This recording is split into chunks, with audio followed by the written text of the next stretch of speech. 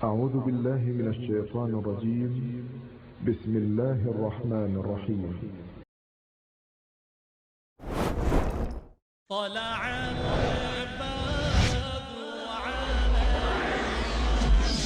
من ثنيات الوداع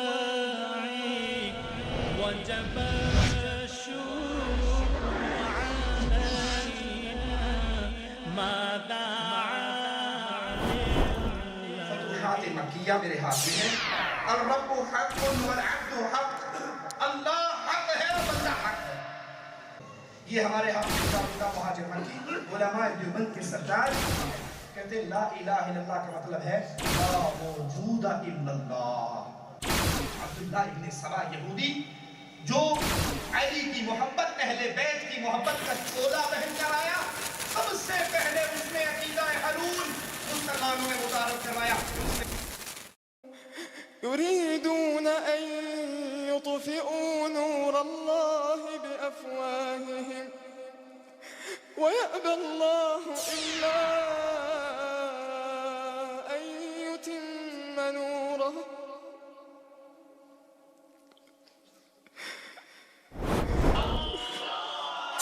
يريدون أن يطفئوا نور الله بأفواههم ويأبى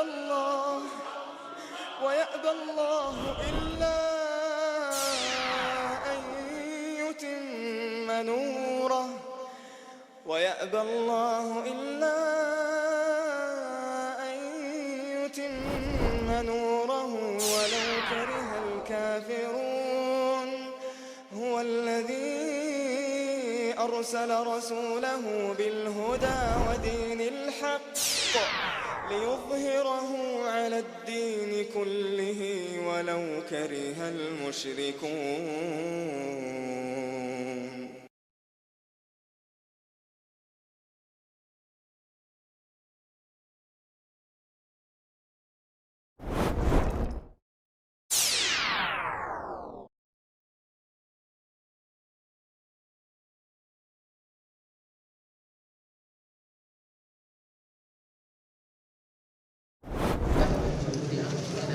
ومن سيئات أعمالنا من يهده الله فلا مضل له ومن يضلل فلا هادي له وأشهد أن لا إله إلا الله وأشهد أن محمدا عبده ورسوله. أما بعد فإن خير الحديث كتاب الله وخير الهدي هدي محمد صلى الله عليه وسلم وشر الأمور محدثاتها وكل بدعة ضلالة وكل ضلالة في النار. برادران اسلام, دینی اور ملی بھائیوں, جیسا کہ آپ سب جانتے ہیں کہ ہر ماہ یہاں پر ایک دینی اجتماع کا منعقد کیا گیا ہے. ہم حضرت شیخ تصف الرحمن کے ممنوع مشکور ہیں جو ریاض سے بڑا لمبا سفر طے کر کے یہاں پر تشریف فرما ہے.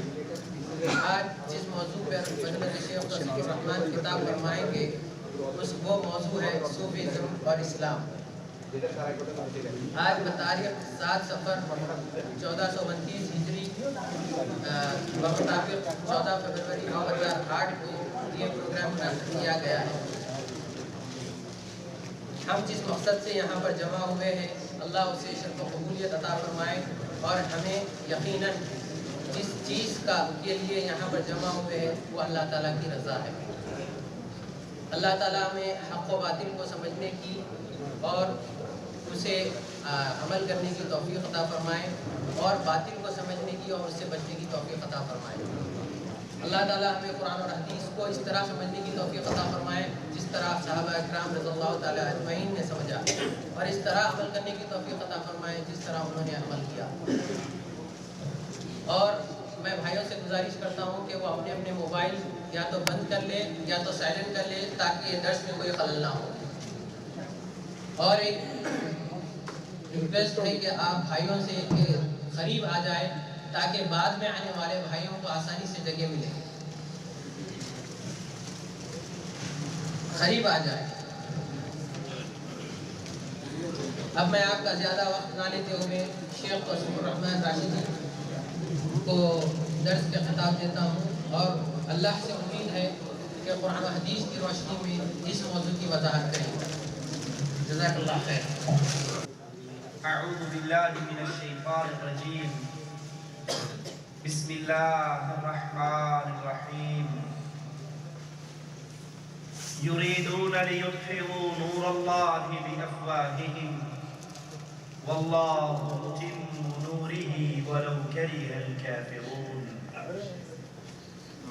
هو الذي أرسل رسوله بالهدى ودين الحق ليظهره على الدين كله ولو كره المشركون.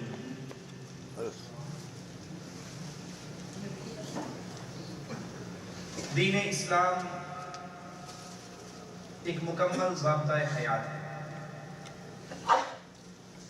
زندگی میں پیش آنے والا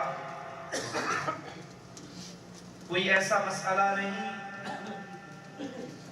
جس میں اسلام نے اپنے ماننے والوں کو پیاسا چھوڑا.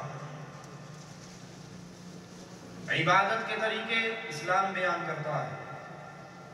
معاشرت، معیشت، سیاست، تجارت، طہارت، کوئی ایسا عمل نہیں جس کے لیے اسلام نے ہمیں تعلیمات نہ دی. اسلام کے دشمن اس اسلام کو مٹانے کے ابتدا ہی سے لگ پڑے ہیں اور ہر دور میں مختلف روپ دھار کر اسلام کے دشمن اسلام کو مٹانے کی سازشیں کرتے ہیں. اور مالک عز و جل فرماتا ہے یریدون لیطفئوا نور اللہ بافواہہم واللہ متم نورہ وَلَوْ كَرِهَ الْكَافِرُونَ. یہ چاہتے ہیں کہ اللہ کے نور کو اپنی پھونکوں سے بجھا دیں، اسلام کو مٹا دیں، لیکن اللہ عز و جل چاہتا ہے کہ اپنے اس نور کو، اس ایمان کو، اس اسلام کو، اس دین کو، اس شریعت کو پورا کرے گا. کافروں کو جتنا مرضی دکھ ہو،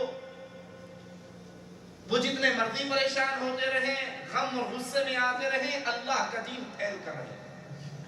هو الذي أرسل رسوله بالهدى ودين الحق. اللہ نے اپنے رسول کو بھیجا دین ہدایت دے کر، حق دے کر. کیوں بھیجا؟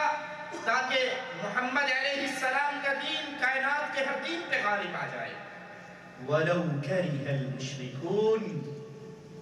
مشرک جتنا مرضی تڑپتا رہے، محمد کا لایا ہوا دین اس کو کائنات کی کوئی چیز پھیلنے سے نہیں روک سکتا. اسلام کے دشمنوں نے مختلف چولے پہنے اسلام کو مٹانے کی سازشیں کرنے کے لیے. عبداللہ ابن سبا یہودی جس نے علی کی محبت کی اور علی کی ولایت کا چولا پہنا، اہل بیت سے پیار و محبت کی پینگیں بڑھائی پبلک کے لیے، عوام کو دھوکہ دینے کے لیے، اور اسلام کو مٹانے کی کوشش کی، لیکن نامراد رہا اور اسلام پھلتا اور پھولتا رہا. اسی طرح صوفیزم جو باقاعدہ ایک دین ہے، جو باقاعدہ ایک نظام ہے، عبادت، تقوی، زہد، اس کی چادر میں صوفیوں نے اسلام کے مقابل پورا ایک دین، ایک صوفیزم مسلمانوں کے سامنے پیش کیا. صوفیزم اور اسلام میں اتنی ہی دوری ہے جتنی آسمان اور زمین میں دوری ہے. یہ اسلام کے مقابل پورا ایک دین ہے. جس طرح اسلام کی بنیاد لا الہ الا اللہ، اسی طرح صوفیزم اپنی بنیاد میں اسلام سے ٹکراتا ہے. اسلام کی بنیاد کچھ اور ہے، صوفیزم کی بنیاد کچھ اور ہے. اسلام کی پوری بنیاد لا الہ الا اللہ پر اس کی بلڈنگ کھڑی ہے. ہر نبی یہی دعوت دینے کے لیے آئے. رسول اللہ صلی اللہ علیہ وسلم نے پوری مکی زندگی کے اندر اسی لا الہ الا اللہ کی دعوت دی، اور جس نے لا الہ الا اللہ کی دعوت کو قبول کیا، رسول اللہ صلی اللہ علیہ وسلم نے اس کو جنت کی خوشخبری دی. مکہ کی پوری زندگی قولوا لا الہ الا اللہ کے نعرے سے گونجتی رہی. اور قرآن حکیم بتاتا ہے मालिक ने पूरी अंबिया का जो सिलसिला चलाया इसी ला इलाहा इल्लल्लाह की दावत के लिए चलाया। वलक़द बअस्ना फी कुल्ली उम्मतिन रसूला, हमने हर उम्मत में रसूलों को भेजा, हर उम्मत में अल्लाह के पैगाम लाने वाले आए। अने इबुदुल्लाह वज्तनिबुत तागूत, कि अल्लाह की इबादत करो और अल्लाह के अलावा जिनको पूजा जाता है इनका इनकार करो। हर नबी ने अपनी कौम को पहली दावत यही दी, उअबुदुल्लाह मा लकुम मिन इलाहिन गैरु, ऐ मेरी कौम अल्लाह की इबादत करो, अल्लाह अज़्ज़ व जल के अलावा कोई माबूद बरहक नहीं है। और वो मालिक, उसकी पहचान, उसका तारुफ, कुल हुवल्लाहु अहद, अल्लाह एक है, अल्लाहु समद बेनियाज है, लम यलिद व लम यूलद, न उसने किसी को जना है न वो जना गया है। कुरान हकीम एक और मकाम में बयान फरमाता है, अवलम यंजुरू फी मलकूतिस समावाति वल अर्द वमा खलक़ल्लाहु मिन शै, क्या ये दुनिया वाले नहीं देखते, जमीन और आसमान की इस पूरी कायनात के अंदर अपनी नजरों को नहीं दौड़ाते, और जो कुछ अल्लाह ने पैदा किया है उनको नहीं देखते। ये आयत सबक दे रही है पूरी कायनात मखलूक है, और पूरी कायनात का खालिक कौन है? अल्लाह अज़्ज़ व जल। पूरी कायनात को अल्लाह ने पैदा किया है, वो मखलूक है और अल्लाह खालिक है। सूरत इब्राहीम में मालिक अज़्ज़ व जल बयान फरमाता है, अल्लाहुल्लज़ी खलक़स समावाति वल अर्द, अल्लाह वो ज़ात है जिसने आसमान को पैदा किया, जिसने ज़मीन को पैदा किया। व अंज़ल मिनस समाई माअन फ़अख़रज बिही मिनस समराति रिज़क़न लकुम, आसमान से बारिश बरसाई, उससे अंगूरियां पैदा की, तुम्हारे लिए फलों का रिज़्क़ अल्लाह ने पैदा किया। वसख्खर लकुमुल फुल्क लितजरिया फिल बहर, तुम्हारे लिए अल्लाह ने कश्तियों को, समंदर को मुसख्खर कर दिया, तुम्हारी कश्तियां पानियों में चलती हैं बिअमरिही, अल्लाह के हुक्म से। वसख्खर लकुमुल अनहार, तुम्हारे लिए नहरों को अल्लाह ने मुसख्खर किया। वसख्खर लकुमुश शम्स वल कमर, चांद और सूरज को तुम्हारे अल्लाह ने तुम्हारे लिए मुसख्खर किया। दाइबैन, ये बराबर चल रहे हैं अपने निज़ाम के अंदर। वसख्खर लकुमुल लैल वन नहार, उसने रात को, दिन को तुम्हारे लिए मुसख्खर किया। रात का खालिक अल्लाह, दिन का खालिक अल्लाह, चांद का खालिक अल्लाह, सूरज का खालिक अल्लाह, बारिश का खालिक अल्लाह, आसमान का खालिक अल्लाह, जमीन का खालिक अल्लाह। व आताकुम मिन कुल्ली मा सअलतुमूह, और जो तुम सवाल करते हो, जो तुम मांगते हो, जो तुम झोलियां फैलाते हो, तुम्हारे हर सवाल को पूरा करने वाला अल्लाह। व इन तउद्दू निअमतल्लाह ला तुहसूहा, और अगर तुम अल्लाह की नेमतों को गिनना चाहो, तुम्हारी जिंदगी खत्म हो सकती है, रब की नेमत को नहीं गिना जा सकता। इन्नल इंसान लज़लूमुन कफ़ार, और इंसान बेइंसाफ और नाशुक्र है। मालिक अज़्ज़ व जल एक और मकाम पे बयान फरमाता है, मत्तख़ज़ल्लाहु मिन वलद, अल्लाह ने किसी को अपना बेटा नहीं बनाया, अल्लाह की आल औलाद नहीं है, अल्लाह ने किसी को बेटा नहीं पकड़ा। अन्ना यकूनु लहु वलदुन व लम तकुन लहु साहिबह, और अल्लाह के लिए बेटा कैसे हो सकता है, उसकी तो कोई बीवी भी नहीं है। अल्लाह बीवी से पाक, आल औलाद से पाक, माँ बाप की जरूरतों से पाक, वो अज़ीम ज़ात है, सारी कायनात उसकी मखलूक है और वो सारी कायनात का खालिक है। और जो इंसान इन सारी आयात पर गौर करने, पढ़ने, देखने के बावजूद फिर भी अल्लाह अज़्ज़ व जल की ज़ात और सिफ़ात और इबादत में शिर्क करता है, किसी को अल्लाह का बेटा बनाता है, जैसे यहूदियों ने बनाया, कहा उज़ैर इब्नुल्लाह, उज़ैर अल्लाह का बेटा है। ईसाइयों ने बनाया ईसा इब्नुल्लाह, ईसा अल्लाह का बेटा है। फरिश्तों ने, मुशरिकीन मक्का ने फरिश्तों को अल्लाह की बेटियां करार दिया। जो अल्लाह की ज़ात और सिफ़ात और इबादत में शिर्क करता है, फिर मालिक का ऐलान सुन लीजिए, ला यग़फ़िरु अन युशरक बिही, फिर मैंने मुशरिक के शिर्क वाले जुर्म को कभी माफ नहीं किया।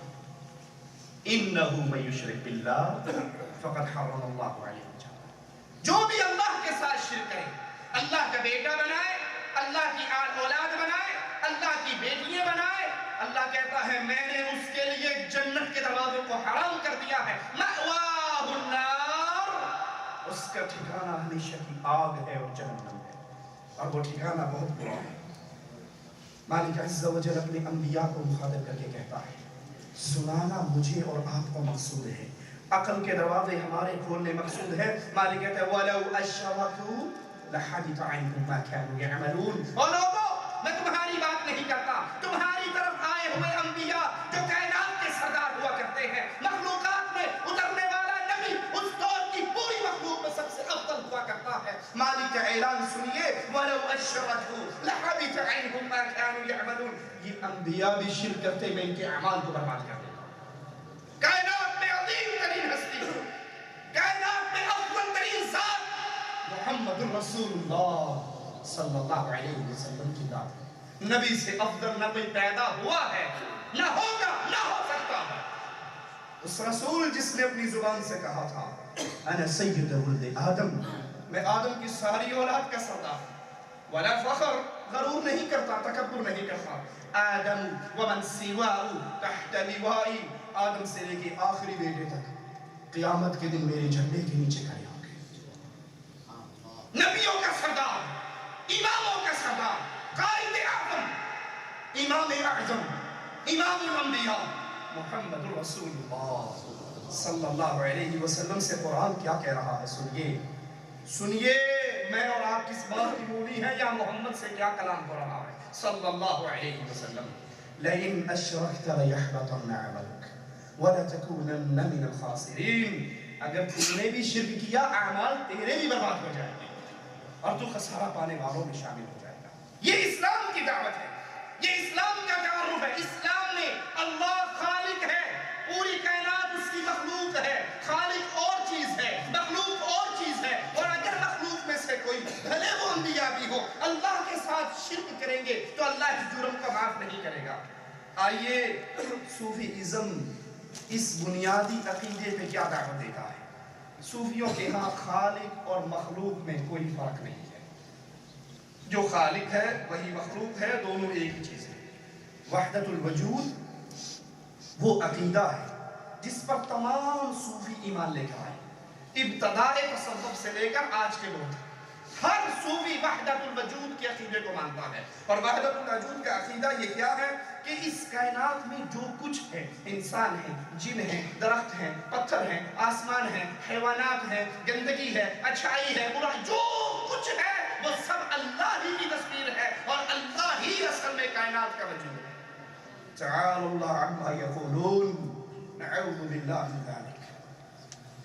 सूफियों के इमाम इब्न अरबी, जिसके बहुत से लोग अभी भी तारीफें करते हैं, उनको शेख अकबर कहते हैं। उस शेख अकबर इब्न अरबी की ये किताब फतूहात मक्किया मेरे हाथ में है।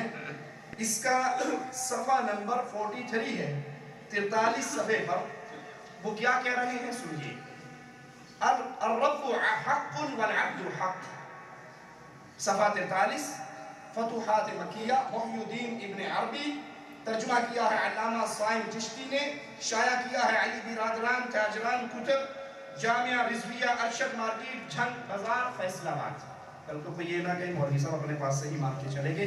पूरी किताब का एड्रेस बता रहा हूँ कहाँ से छपी है, कहो तो बत्ता भी पढ़कर बता दूँ कहाँ से, किस प्रेस पे गई थी। सफ़ा 43 पे लिखते हैं अल-रब्बु हक़्क़ुन वल अब्दु हक़्क़, अल्लाह हक़ है और बंदा हक़ है। हक़ किसका नाम है? आपने सुना होगा, अब्दुल हक़ नाम लोग रखते हैं, हक़ का बंदा। वो कहते हैं अल्लाह और बंदा दोनों हक़ हैं। या लैत शि'री मनिल मुकल्लिफ, काश मुझे ये पता लग जाए कि फरमाबरदार कौन है, मुती कौन है। इन कुन्तु अब्दुन फज़ालिका मय्यितुन, इन कुन्त अब्दुन, अगर तू के फरमाबरदार और मुती बंदा है, ये तो मुर्दा है, ये तो मुर्दार है। औ कुल्त रब्बुन अन्ना युकल्लिफ, और अगर ये कहा जाए कि अल्लाह फरमाबरदार और मुती है तो कैसे हो सकता है? बंदा और अल्लाह दोनों एक चीज है, दोनों हक है, बंदा और अल्लाह में कोई फर्क नहीं है। इब्न अरबी इसी किताब को, इसी अकीदे को अपनी दूसरी किताब रसाइल इब्न अरबी किताबुल जलाला सफ़ा 12 पर यूं लिखता है फया लैत शि'री मन यकूनु मुकल्लिफन व मा थम्मा इल्ला अल्लाहु लैसा सवाहु, काश मुझे मालूम हो जाए फरमाबरदार और मुती कौन है, हालांकि यहाँ इस कायनात में अल्लाह के अलावा कोई वजूद है ही नहीं। कायनात में जितने वजूद हैं, वो इंसान हो, जानवर हो, फरिश्ते हो, दरिंदे हो, पत्थर हो, शजर हो, हजर हो, वो सारे अल्लाह के वजूद की सूरतें हैं। मुख्तलिफ शक्लों में अल्लाह दुनिया पे आया हुआ है, तो फिर फरमा बरदार और मुती कौन है? इस्लाम की तालीम कुछ और है, सूफीइज्म का अकीदा कुछ और है। ये हर चीज को अल्लाह मानते हैं। सूफियत के इसी इमाम इब्न अरबी ने अपनी दूसरी किताब फसूसुल हिकम, ये हमारे हाथ के अंदर है, जिसको तसव्वुफ फाउंडेशन ने शाया किया। इस किताब के सफा नंबर 78 और 79 पे क्या लिखते हैं जरा सुनिए। इस किताब की शान बयान करते हैं। कहते मैंने रसूलुल्लाह सल्लल्लाहु अलैहि वसल्लम को दिमिश्क में खाम में देखा, और ये ख्वाब 637 हिजरी के आखिरी अशरे मुहर्रम में दिखाया गया। अल्लाह के नबी के हाथ में ये किताब थी। आपने फरमाया ये किताब फसूसुल हिकम, तुम इसको लेकर लोगों के पास जाओ, इसको शाया करो, लोगों तक पहुंचाओ, वो सब इससे नफा पाएंगे। तो मैंने अल्लाह के नबी के हुक्म को मानकर इस किताब को शाया किया। अब ये किताब क्या है सुनिए जरा। कहता है जब खुदा ने मेरी दुआ को सुना, मेरे सवाल को कबूल किया, तो बस मैं उसमें वही इल्का करता हूँ जो मेरी तरफ इल्का किया गया। ये जो किताब मैं आपको दे रहा हूँ लिखकर, ये मेरी बात नहीं है, ये अल्लाह ने मुझ पे इल्का की है और मैं आपको दे रहा हूँ। मोहम्मद करीम की नबूवत का सिलसिला खत्म नहीं हुआ। सिद्दीक से तो आकर साइला पूछती है, मरने वाले की नानी हूँ, मेरे लिए तरके में कितना हिस्सा बनता है? सिद्दीक़ कायनात जिसके बारे में मोहम्मद अरबी ने कहा था सल्लल्लाहु अलैहि वसल्लम, सिद्दीक तुझसे अफजल इंसान पर सूरज तलो ही नहीं। वो जवाब में कहते हैं, बीबी मुझे नहीं पता, मैं अपने रसूल के बाकी सहाबा में से पूछूंगा, किसी को हदीस पता होगी तो बता दूंगा, नहीं पता होगी तो मैं अपनी मर्जी की बात। अल्लाह ने क्यों नहीं वही करके सिद्दीक को बता दिया? इस मसले का ये जवाब है। इस किताब के बारे में हजरत कहते हैं कि ये जो कुछ मैं लिख रहा हूँ वो मुझ पर इल्का हुआ है, मुझ पर वारिद हुआ है। ना मैं नबी हूँ ना रसूल हूँ, लेकिन वारिस हूँ। अल्लाह मुझे बताता रहा, मैं लिख कर तुम्हें देता रहा। इसी किताब के सफा 99 पर ये हजरत लिखते हैं, खालिक और मखलूक में फर्क के हवाले से कहते हैं, वैसे ही अल्लाह ने आलम के इन सूरतों को बनाया, वो सब उसकी हम्द और तस्बीह करते हैं, लेकिन हम उसको नहीं समझते। सुनो, जो हक और खल्क दोनों को दो कहे वो मुशरिक है, और जो दोनों को एक कहे वो मुवाहिद है। समझ आइए दोहराऊं। सफा 99 इब्न अरबी फसूसुल हिकम कहता है, जो अल्लाह और उसकी मखलूक को दो कहे कि अल्लाह और चीज है, बंदे और चीज है, वो मुशरिक है। और जो अल्लाह उसकी मखलूक को, मखलूक में कुत्ता भी है, सुअर भी है, खिंजीर भी है, कीड़े भी हैं, गंदगी भी है, ये कितना बड़ा जुर्म है इस सूफीइज्म का। जवाब में कहता है, जो अल्लाह और मखलूक को एक मानता है वो मुवाहिद है, जो दो मानता है वो मुशरिक है। इन्ना लिल्लाहि व इन्ना इलैहि राजिऊन।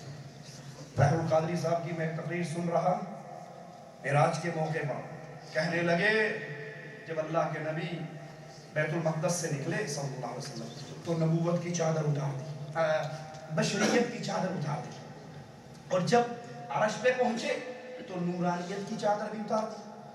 क्यों टीवी पर ताहिरुल कादरी साहब का बयान सुनने वालों जरा ये भी सुनना। जब बैतुल मक़दस से चले तो बशरियत की चादर उतार दी, जब अर्श से लामका के लिए चले तो नूरानियत की चादर भी उतार दी। अब थे क्या? बशर भी नहीं थे, नूर भी नहीं थे, तो थे क्या? खुद फिर सराइकी का शेर पढ़ता है, कहता है, हेके हेके हेके हिक है हिक है हिक है हिक है हिक है हिक है, जेड़ा हिक को डू कर जाने ओ काफिर ते मुशरिक है। अलाइक हेके हेके हेके हेके, जेड़ा ही हिक को डू जाने काफिर ते मुशरिक है। अर्श से ऊपर जाकर अल्लाह रसूल एक हो गए, और जो इन एक को दो कहेगा वो काफिर हो जाएगा, मुशरिक हो जाएगा। दोनों एक हैं। अहद और अहमद का फर्क खत्म हो गया। यही सूफियों के इमाम इब्न अरबी फसूसुल हिकम 99 पेज पर कह रहे हैं, जो खालिक और मखलूक को एक जाने, जिब्राइल और अल्लाह को एक जाने, मोहम्मद और अल्लाह को एक जाने, इंसान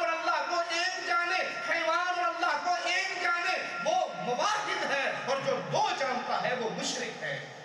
اِنَّا لِلَّهِ وَإِنَّا إِلَيْهِ رَاجِعُونَ۔ اسی عقیدے کی تعلیم امام غزالی دیتے ہیں۔ وہ کہتے ہیں اپنی کتاب مشکات الانوار صفحہ 31 پر، توحید کی دو قسمیں ہیں، ایک پبلک کی توحید ہے، عوام کی، جو کلمہ پڑھتے ہیں لا الہ الا اللہ، یہ پبلک ہے، یہ عوام ہے، اور ایک خواص کی توحید ہے، ذرا وی آئی پی قسم کے لوگوں کی توحید ہے۔ وہ کلمہ کیا پڑھتے ہیں؟ لا ہوا الا ہوا، دنیا میں نہیں ہے مگر وہی ہے، دنیا میں نہیں۔ اب جتنے بیٹھے ہو نا، اس کے لیے صوفیوں نے ایک موضوع روایت گھڑی من گھڑت، کیا کنتو کنزن مخفیا، نعوذ باللہ کہتے ہیں کہ اللہ نے کہا، حدیث قدسی ہے، میں چھپا ہوا خزانہ تھا، میں نے اپنا آپ پبلک میں ظاہر کرنا چاہا، اب کائنات میں جو کچھ ہے وہ میری صورتیں ہیں۔ تعالی اللہ عما یقولون انا للہ و انا الیہ راجعون۔ امام غزالی کہتے ہیں پبلک کلمہ پڑھتی ہے لا الہ الا اللہ، اور جو خاص الخاص ہے، زیادہ اچھا کلمہ، زیادہ شامل، زیادہ اخص، وہ ہے لا ہوا الا ہوا، نہیں ہے کائنات میں صرف اللہ ہی ہے۔ اس سے کیا ثابت ہوا کہ رسول اللہ صلی اللہ علیہ وسلم پبلک میں شامل ہوئے یا خاص لوگوں میں؟ سوال آتا ہے نا ذہن میں یا نہیں آتا؟ ابو بکر پبلک میں شامل ہوئے یا خاص لوگوں میں؟ عمر، عثمان و علی، طلحہ، زبیر، عشرہ مبشرہ، بدر والے، احد والے پبلک میں شامل ہوئے یا خاص لوگوں میں؟ جو خاص کلمے کا انقاذ تمہیں ہوا ہے وہ محمد کریم کو کیوں نہیں ہوا؟ جس کی سمجھ تمہیں آئی ہے وہ رسول کے صحابہ کو کیوں نہیں آئی؟ رسول اللہ صلی اللہ علیہ وسلم اور آپ کے صحابہ وہ تو عوام کا کلمہ پڑھتے رہے، خاص کی توحید کا انہیں علم نہ ہوا، اور خاص کا کلمہ وحدت الوجود کا عقیدہ ہے کہ کائنات میں جو کچھ ہے وہ اللہ ہی ہے۔ اور اسی عقیدے کو علماء دیوبند کے سرتاج امداد اللہ مہاجر مکی اپنی کتاب شمائل امدادیہ، کہنے والا کہہ سکتا ہے مولوی صاحب اپنے پاس سے بول کر چلے گئے، جتنے حوالے دے رہا ہوں تقریر کے بعد سٹیج پر آ کر اپنی اللہ کی دی ہوئی آنکھوں سے خود پڑھ سکتے ہیں۔ یہ ہمارے ہاتھ میں امداد اللہ مہاجر مکی علماء دیوبند کے سرتاج، ان کی کتاب جس کا نام ہے شمائل امدادیہ، شائع ہوئی ہے مدنی کتب خانہ بیرون بوہڑ گیٹ ملتان، اس کا صفحہ نمبر 32 ہے۔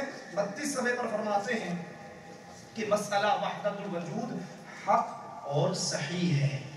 وحدت الوجود کا عقیدہ کہ ہر چیز اللہ ہی ہے، نعوذ باللہ، کہتے ہیں یہ مسئلہ حق ہے، صحیح ہے، اور اس مسئلے میں کوئی شک اور شبہ نہیں ہے۔ اور اسی کتاب کا صفحہ 53 پہ کہتے ہیں انسان اور اللہ کے بارے میں وضاحت کرتے ہوئے فرمایا انسان کا ظاہر عبد ہے، ظاہری جو انسان ہے نا یہ بظاہر آدمی ہے، اور اس کا باطن حق ہے۔ یہ بظاہر انسان ہے، حقیقت میں اللہ ہے۔ بندہ وجود ظاہری سے پہلے خدا تھا اور بندہ ہی خدا ظاہر ہے۔ انسان کا ظاہر عبد ہے، بظاہر انسان ہے، بظاہر یہ بشر ہے، اور حقیقت کے اندر یہ اندر سے اللہ ہے۔ نعوذ باللہ ثم نعوذ باللہ۔ اسی کتاب کا صفحہ نمبر 70 اس پہ وحدت الوجود کے عقیدے کو مزید کھولتے ہیں۔ کیسے رہا؟ چھڑوں کے لیے فائدہ ہے، پڑھیے سنیے، پردیسیوں کے لیے۔ فرمایا عورت مظہر مرد کی ہے، عورت مظہر مرد کی ہے، یعنی عورت کو دیکھو تو اس میں سے مرد ظاہر ہوتا ہے، مرد نظر آتا ہے، اور مرد مظہر حق کا ہے، اور مرد مظہر حق یعنی اللہ کا ہے۔ عورت کو دیکھو گے مرد یاد آئے گا، مرد کو دیکھو گے اللہ یاد آئے گا۔ بس عورت آئینہ مرد کی اور مرد آئینہ حق کا، بس عورت مظہر و آئینہ اللہ تعالی ہے، اس میں جمال ایزدی ظاہر و نمایاں ہے، ملاحظہ کرنا چاہیے۔ عورت کو دیکھنا اللہ کو دیکھنا ہے۔ شمائل امدادیہ امداد اللہ مہاجر مکی کہ عورت یہ مظہر و آئینہ ہے اللہ تعالی کا، اس میں اللہ کا جمال ایزدی ظاہر و نمایاں ہے، ملاحظہ کرنا چاہیے۔ عورت بھی اللہ ہے، مرد بھی اللہ ہے، ظاہر انسان ہے اور حقیقت میں اللہ ہے۔ اسی کتاب کا صفحہ 43 ہے، صفحہ 43 کے اوپر بیان فرماتے ہیں لا الہ الا اللہ، کہتے ہیں لا الہ الا اللہ کا مطلب کیا ہے؟ کہتے ہیں لا الہ الا اللہ کا مطلب ہے لا موجود الا اللہ۔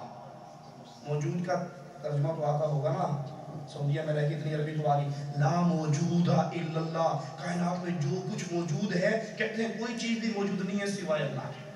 گاڑی، درخت، انسان، پتھر، حیوان، ہر چیز اللہ ہے. لا الہ الا اللہ کا مطلب ہے لا موجود الا اللہ. پھر اس کو ذرا اور واضح کر کے مزید آسانی کر کے سمجھنے والے کے لیے بیان فرماتے ہیں. صفحہ 75 ہے. آپ نے ابن عربی کا جملہ ابھی سنا تھا نا کہ مواحد کون ہے؟ جو خالق و مخلوق کو ایک جانے، اور مشرک کون ہے؟ جو خالق اور مخلوق کو جانے. تو ایک آپ جیسا کوئی شریف آدمی چلا گیا ان کے پاس، کہا اچھا اگر واقعی ہر چیز ہی ایک ہے تو یہ ایک پلیٹ میں حلوہ شریف لایا اور ایک پلیٹ کے اندر میں پاخانہ گندگی کو لایا، اور صاحب آپ کہتے ہو ہر چیز ہی ایک ہے تو دونوں کھا کر دکھاؤ. دونوں ایک ہیں، حلوہ بھی وہی ہے، گندگی بھی وہی ہے، انسان بھی وہی ہے، سور بھی وہی ہے، گدھا بھی وہی ہے، نعوذ باللہ ہر چیز ہی وہی ہے. تو یہ دو چیزیں، ایک پلیٹ میں حلوہ شریف ہے، دوسری پلیٹ میں گندگی شریف ہے، دونوں کھا کر دکھاؤ. تو اس شریف صاحب نے کیا کیا؟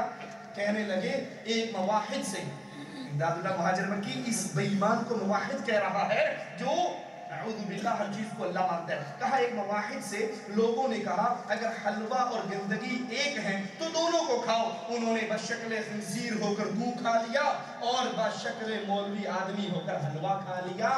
اس کو صوفی ازم میں حفظ مراتب کہتے ہیں جو واجب ہے.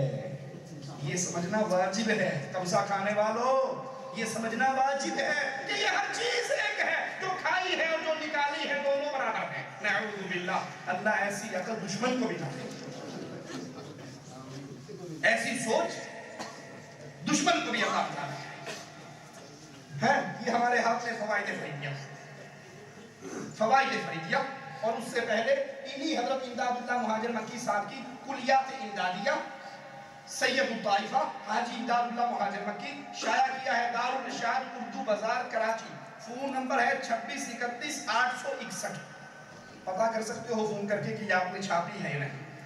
کچھ لوگ کہتے ہیں یہ وہابیوں نے اپنے گھر میں کتابیں چھاپی ہیں اور لا کے ہمارے مولویوں کے نام لگاتے ہیں. ہمارے پاس فالتو کا پیسہ ہے، تمہاری کتاب چھاپ لیں گے، اللہ رسول کی کتاب کیوں نہیں چھاپ لیں گے؟ گند ہی چھاپنا ہے ہم نے، جھوٹ بولتے ہیں. یہ صفحہ 44 امداد اللہ مہاجر مکی کی کتاب ضیاء القلوب جس کا صفحہ نمبر 44. مراقبہ بتا رہے ہیں، مراقبے کے طریقے. توحید ذاتی یہ ہے، توحید ذاتی. آپ نے بھی توحید کی قسمیں جالیات میں آ کر سیکھی یا نہیں سیکھی؟ توحید ربوبیت، الوہیت، اسماء و صفات. صوفی ازم میں توحید کی اور قسمیں بھی ہیں. کہا توحید ذاتی یہ ہے کہ تمام چیزوں کو خدا جانے اور غیر خدا کو معدوم سمجھے، اور اس کی وجہ یہ ہے کہ یہ سمجھنا بغیر وجدان کامل کے نہیں ہو سکتا. بندہ وجد میں آتا ہے تو یہ سمجھتا ہے، وجد میں نہیں آئے گا تو نہیں سمجھے گا. وجد کس کو کہتے ہیں؟ ذکر کرتے کرتے کرتے انسان ایسی کیفیت میں آتا ہے سر مارتا ہے الا اللہ الا اللہ الا اللہ. واللہ عقل مند سمجھدار عام آدمی وہ 100 دفعہ الا اللہ کی ربے مارا نا میٹر گھوم جاتا ہے. اس کو صوفی کہتے ہیں وجد میں آ گیا. وجد میں آ کے وہ چکر آ رہے ہیں، اس کو چھت زمین برابر نظر آ رہی ہے. کہتے ہیں امداد اللہ صاحب توحید ذاتی یہ ہے کہ تمام چیزوں کو خدا جانے، کائنات میں جو کچھ ہے، یہ ڈائس نعوذ باللہ وہی ہے، یہ مائل بھی وہی ہے، یہ مسجل بھی وہی ہے، یہ مولوی بھی وہی ہے، یہ شمال یہ گترا، یہ سب کچھ تعالی اللہ عما یقولون اللہ ہی ہے. تمام چیزوں کو خدا جانے اور غیر خدا کو ناپید جانے کہ غیر خدا نام کی کوئی چیز نہیں. توحید صفاتی یہ ہے کہ اپنے اور تمام دنیا کے وجود کو خدا کی صفات کا عکس سمجھے اور اسی خیال میں مستقر رہے ہو جائے. اور اس کے فوائد بھی سارے قلم بند نہیں کیے جا سکتے. اب انسان اپنی زندگی کو اللہ کی صفات سمجھے کہ اللہ کی صفات کا عکس ہے، پردو ہے، سایہ ہے. فوائد فریدیہ، اور یہ نام چھوٹے چھوٹے نہیں ہیں جن کی میں کتابیں آپ کو سنا رہا ہوں. یہ فوائد فریدیہ لکھی ہے شہباز طریقت شہنشاہ ولایت حضور خواجہ غلام فرید کی. فوائد فریدیہ شائع ہوئی ہے مکتبہ معین الدین جامع مسجد شریف ڈیرہ غازی خان. اس کا صفحہ نمبر 76 صفحے پر یہ حضرت خواجہ غلام فرید کیا فرماتے ہیں؟ منصور حلاج کا نام سنا نا آپ نے، جس نے کیا کہا تھا؟ انا الحق، میں اللہ. نعوذ باللہ ثم نعوذ باللہ. کافر اور زندیق ہوا، مسلمانوں کے علماء نے فتویٰ دیا اور قتل کر دیا. منصور حلاج کا واقعہ خواجہ غلام فرید کیا لکھ رہے ہیں کہ منصور حلاج کو کسی نے کہا کہ تو پیغمبر ہونے کا دعویٰ کرتا ہے؟ اس نے کہا افسوس تو نے میری شان کم کر دی، میں تو خدائی کا دعویٰ کرتا ہوں۔ یہ صوفیزم ہے جس کے اندر انسان ترقی کرتا کرتا نعوذ باللہ اللہ بن جاتا ہے۔ اسی کتاب کا صفحہ 74 ہے، حمزہ خراسانی کے کانوں میں ایک دمبے کی آواز آئی۔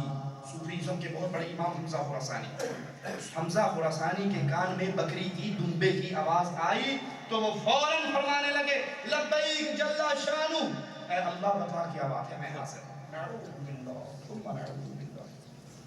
قرآن کی آیات میں نے آپ کو سنائی، اللہ کہتا ہے میں نے پیدا کی مخلوق، میں نے آسمان، زمین، چاند، سورج، ان سب چیزوں کو میں نے پیدا کیا، یہ مخلوق ہے، اللہ خالق ہے۔ اور یہاں صوفیزم کا امام حمزہ خراسانی نقل کرنے والا خواجہ غلام فرید، کتاب کا نام فوائد فریدیہ، فرماتے ہیں ہمارے صوفیت کے امام حمزہ خراسانی نے جب ایک بکرے کی، ایک دمبے کی آواز سنی تو اس کے پاس کھڑے ہو کر کہنے لگے اللہ جی فرمائیے لبیک جل شانو، کیا حکم ہے میرے لیے، میں حاضر ہوں۔ یہ صوفیزم ہے اور یہ قرآن ہے، یہ دین ہے۔ توڑتے جائیے اور فیصلہ کرتے جائیے۔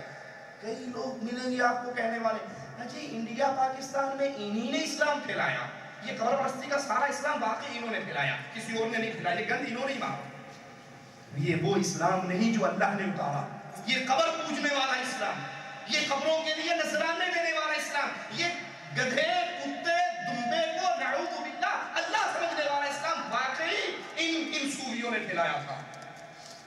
اور یہی عقیدے حکیم الامت اشرف علی تھانوی صاحب اپنی کتاب امداد المشتاق کے اندر بیان کرتے ہیں، علماء دیوبند کے بہت بڑے بزرگ۔ یہ ہمارے ہاتھ میں امداد المشتاق ہے، اس کا صفحہ نمبر 73 ہے۔ اس کتاب کو شائع کیا مکتبہ اسلامیہ بلال گنج لاہور نے 73 پر۔ حکیم الامت اشرف علی تھانوی صاحب کیا فرماتے ہیں سنیے، فرمایا انی انا ربک فاخلع نعلیک، جو طور پر اللہ عز و جل نے موسیٰ علیہ السلام سے کلام کیا تھا کہ میں تیرا رب ہوں، اپنی جوتیوں کو اتار دے، کہا جو آواز آئی تھی وہ موسیٰ کے اندر سے آئی تھی، وہ موسیٰ کے بطن سے آئی تھی، باطن سے آئی تھی، سب انسان میں موجود ہے۔ وہ موسیٰ کا اندر بولا تھا کیونکہ موسیٰ کے اندر اس وقت اللہ تھا، اور اللہ ہر انسان کے اندر موجود ہے۔ یہ آواز ہر انسان کے اندر موجود ہے جو اس وقت موسیٰ کے اندر سے آئی تھی۔ 93 اسی کتاب کا صفحہ نمبر 93 پر لکھتے ہیں سنیے، اگر تمام جسم و صفات سے ایک چیز کو لو، اس پہ غور کرو، بولنے والے میں فکر کرو کہاں سے آتا ہے، کون کہتا ہے، آخر نوبت خدا تک پہنچے گی اور ما سوا خدا معدوم و فنا معلوم ہوگا۔ مجھ کو رگ رگ کے اندر وہی نظر آتا ہے، ہر رگ کے اندر اللہ نظر آتا ہے۔ اسی 93 کا دوسرا واقعہ کہتے ہیں چونکہ رسول اللہ صلی اللہ علیہ وسلم واصل باحق ہیں، یہ صوفیہ کے ہاں ایک ٹرم ہوتی ہے، آپ نے سنا ہوگا، کوئی کہتا ہے مر گیا، کوئی کہتا ہے فوت ہو گیا، اور کچھ کہتے ہیں وصال پا گئے۔ جملہ سنا ہے وصال، وصال کا مطلب کیا ہے، آپ کو خط ملتا ہے کسی کا تو اس میں کیا لکھا ہوتا ہے کہ جناب آپ کا خط مجھے موصول ہوا، یعنی آپ کا خط مجھ تک پہنچ گیا۔ صوفیہ کا یہ عقیدہ ہے کہ جو چیز بھی پیدا ہوئی ہے وہ اللہ میں سے نکلی ہے نا، تو واصل باحق اللہ میں سے نکل کے دنیا میں آئی تھی، مر کے پھر اللہ میں داخل ہو گئی۔ نعوذ باللہ ثم نعوذ باللہ۔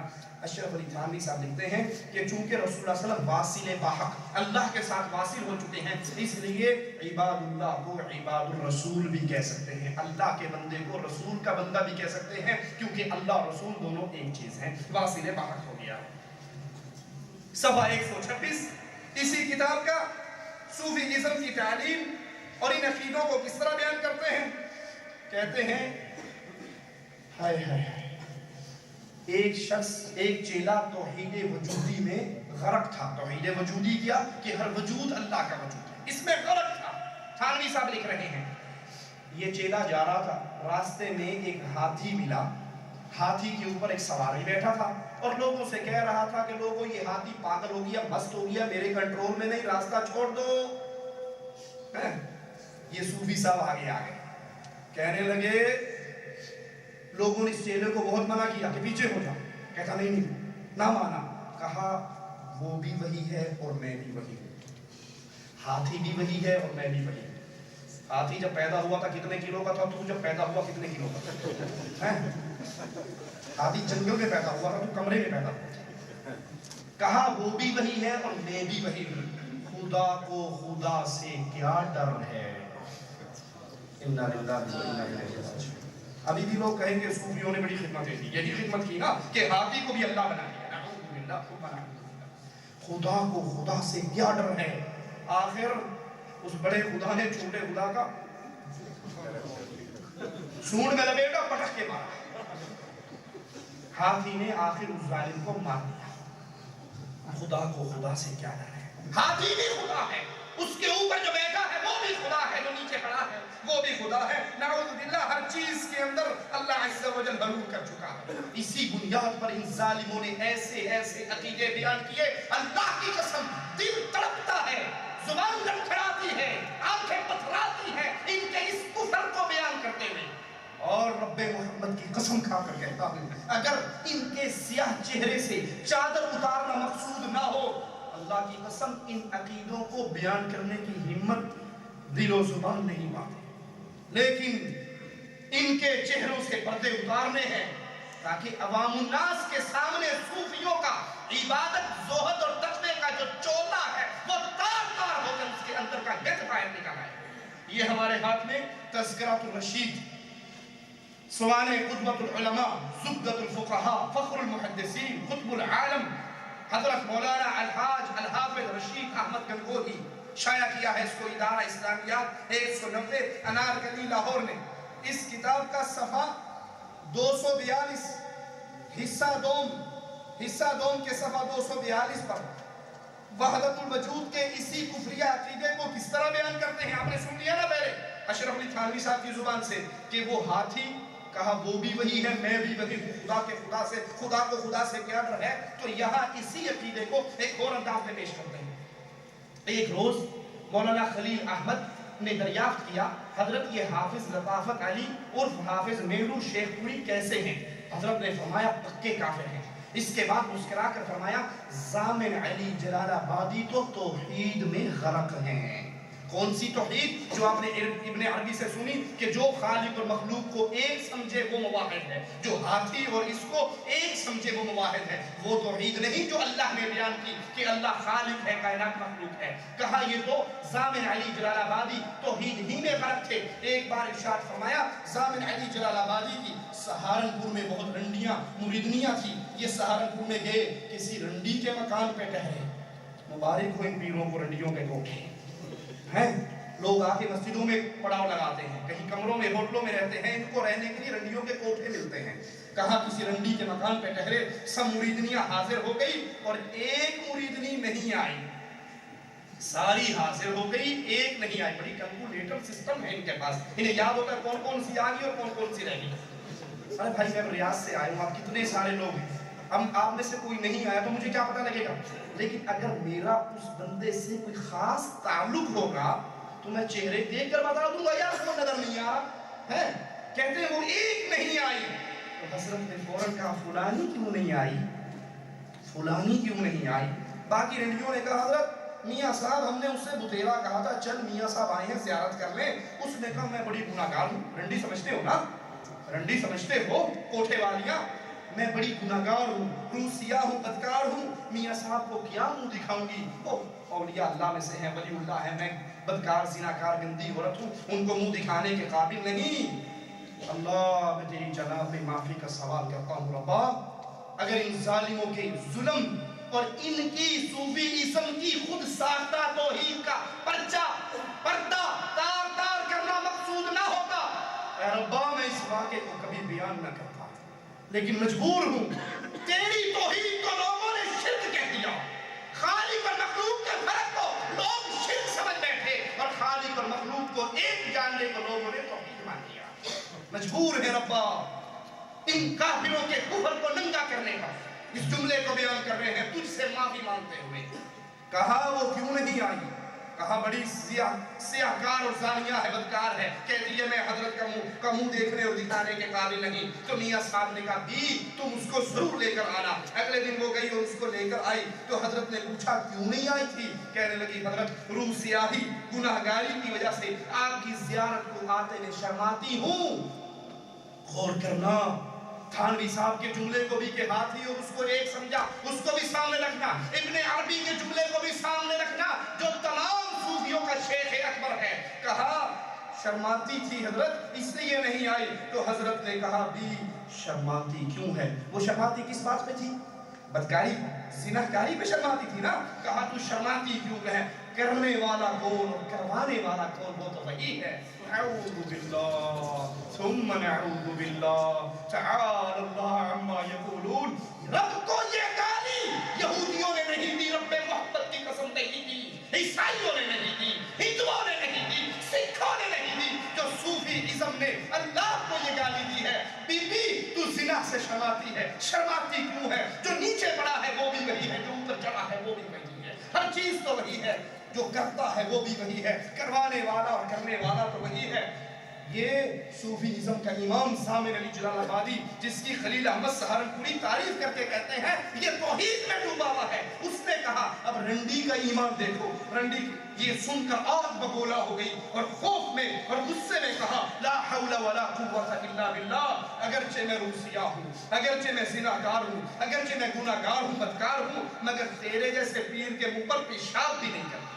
یہ کہا اٹھ کر چلو۔ اس رنڈی کا ایمان صوفی سے اچھا ہے۔ یہ وہ تصوف کی زندگی ہے، یہ وہ صوفی ازم ہے کہ ہر چیز کے اندر وہی ہے اور ہر چیز وہی ہے، وہ ہاتھی ہو یا انسان ہو، وہ زانی ہو، وہ نیچے پڑا ہوا ہو یا اس کے اوپر چڑھا ہوا ہو، دونوں وہی ہے۔ اسی عقیدے کو تبلیغی جماعت کے امیر مولانا زکریا صاحب اپنی کتاب فضائل صدقات، لوگوں کو ہو سکتا ہے ہماری باتیں بری لگ رہی ہوں، ماتھے پر بل پڑ رہے ہوں، میں اللہ کے لیے آپ سے معافی کا سوال کرتا ہوں، مجھے معاف کر دینا، مجبور ہوں۔ یہ منبر محمد کریم ہے، رسول کے منبر پہ کھڑے ہو کر جھوٹ نہیں بولا جا سکتا۔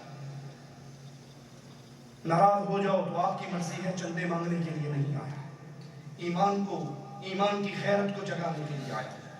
تصوف کا، صوفی ازم کا، وحدت الوجود کا یہی عقیدہ مولوی زکریا فضائل صدقات کے اندر بیان کرتے ہیں، جو ہمارے ہاتھ میں ہے۔ یہ کتب خانہ فیضی لاہور سے شائع ہوئی ہے اور اس کا صفحہ نمبر 558 ہے، 558 صفحے پر۔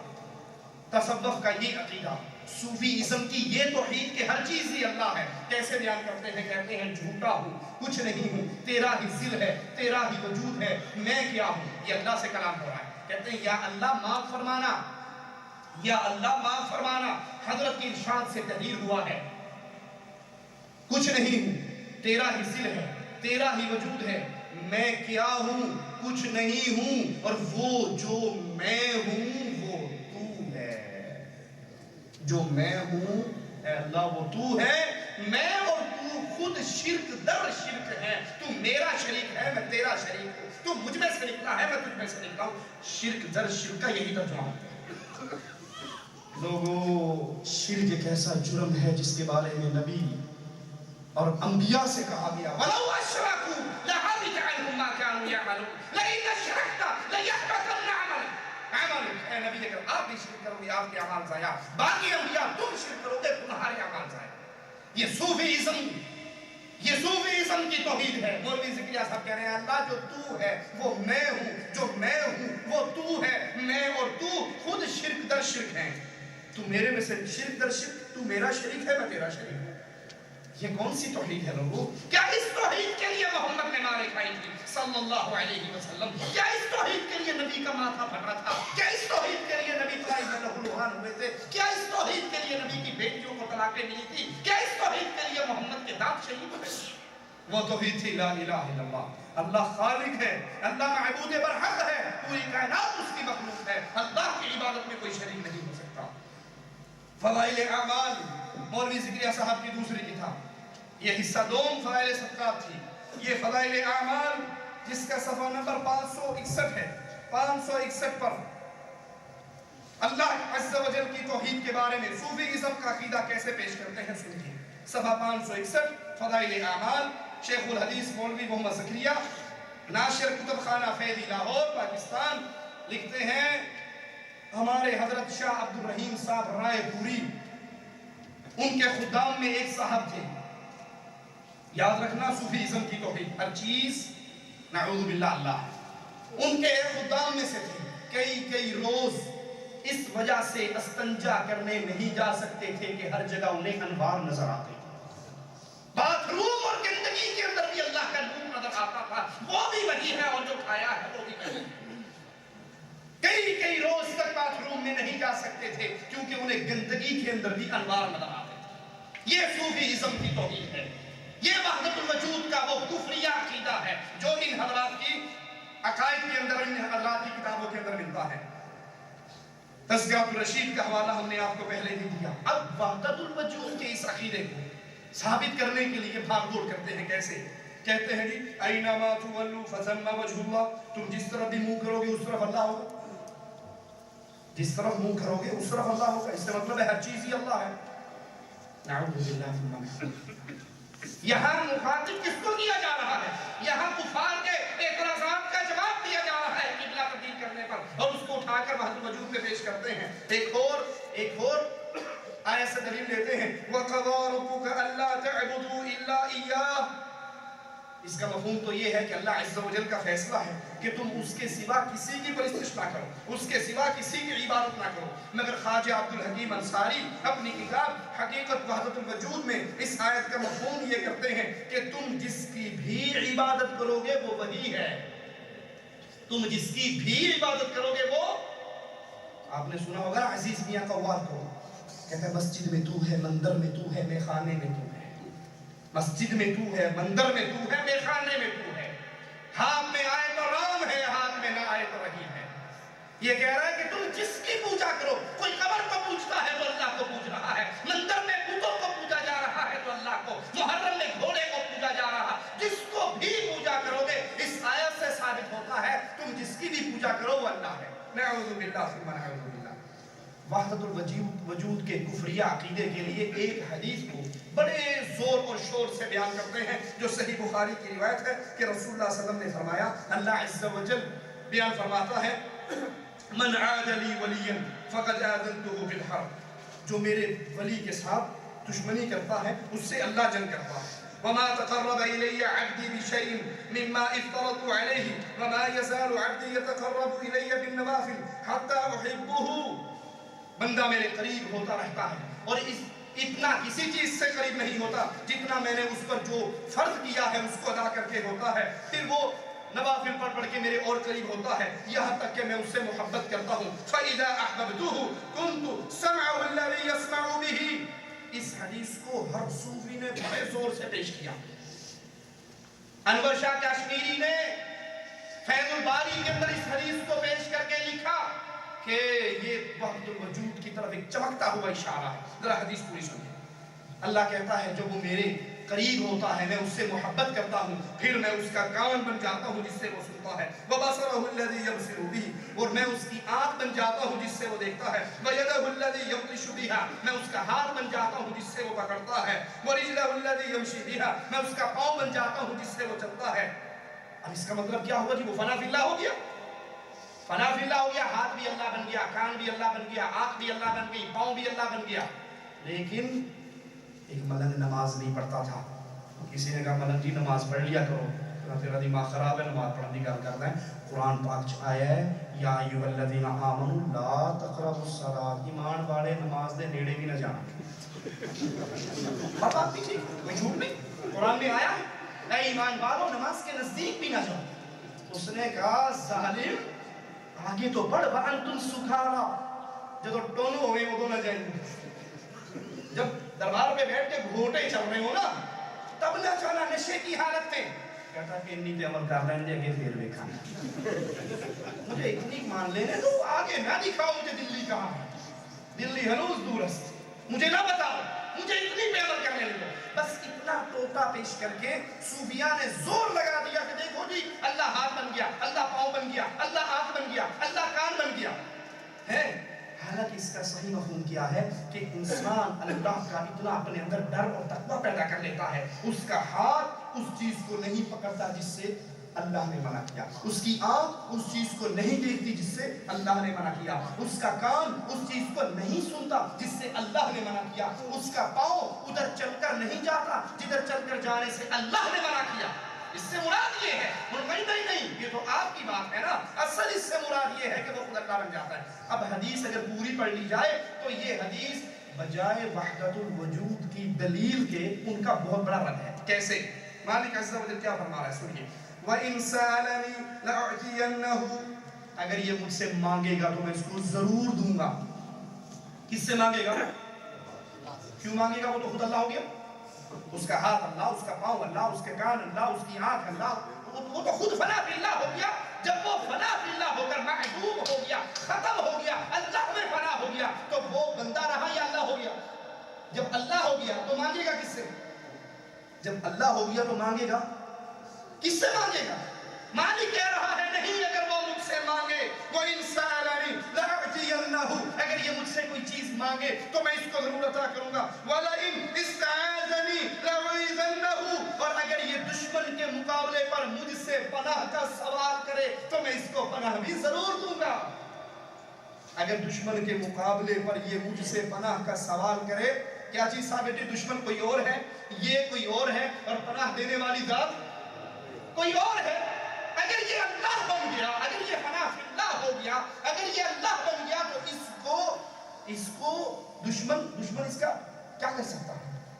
یہ اللہ ہو گیا تو دشمن اس کا کیا بگاڑ لے گا؟ اور اللہ کہہ رہا ہے نہیں، یہی صحیح بخاری آیت اگر حدیث پوری پڑھ لی جائے تو تصوف کی تاریں بکھر جاتی ہیں، وحدت الوجود کا جنازہ نکل جاتا ہے کہ اگر یہ مجھ سے مانگے میں ضرور عطا کروں گا، اور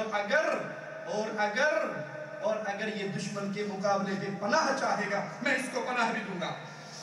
سنیے، یہ حدیث کے آخری جملے وحدت الوجود کے تابوت میں کیلے گا رہے ہیں، وَمَا تَرَدْتُ عَنْ شَيْءٍ أَنَا فَاعِلُهُ تَرَدُّدِي عَنْ نَفْسِ الْمُؤْمِنِ يَكْرَهُ الْمَوْتَ وَأَنَا أَكْرَهُ مَسَاءَتَهُ، مالک کہتا ہے میں کسی کام کرنے پر اتنا مجھے تردد نہیں ہوتا جتنا اس مومن بندے کی روح قبض کرتے ہوئے مجھے تردد ہوتا ہے۔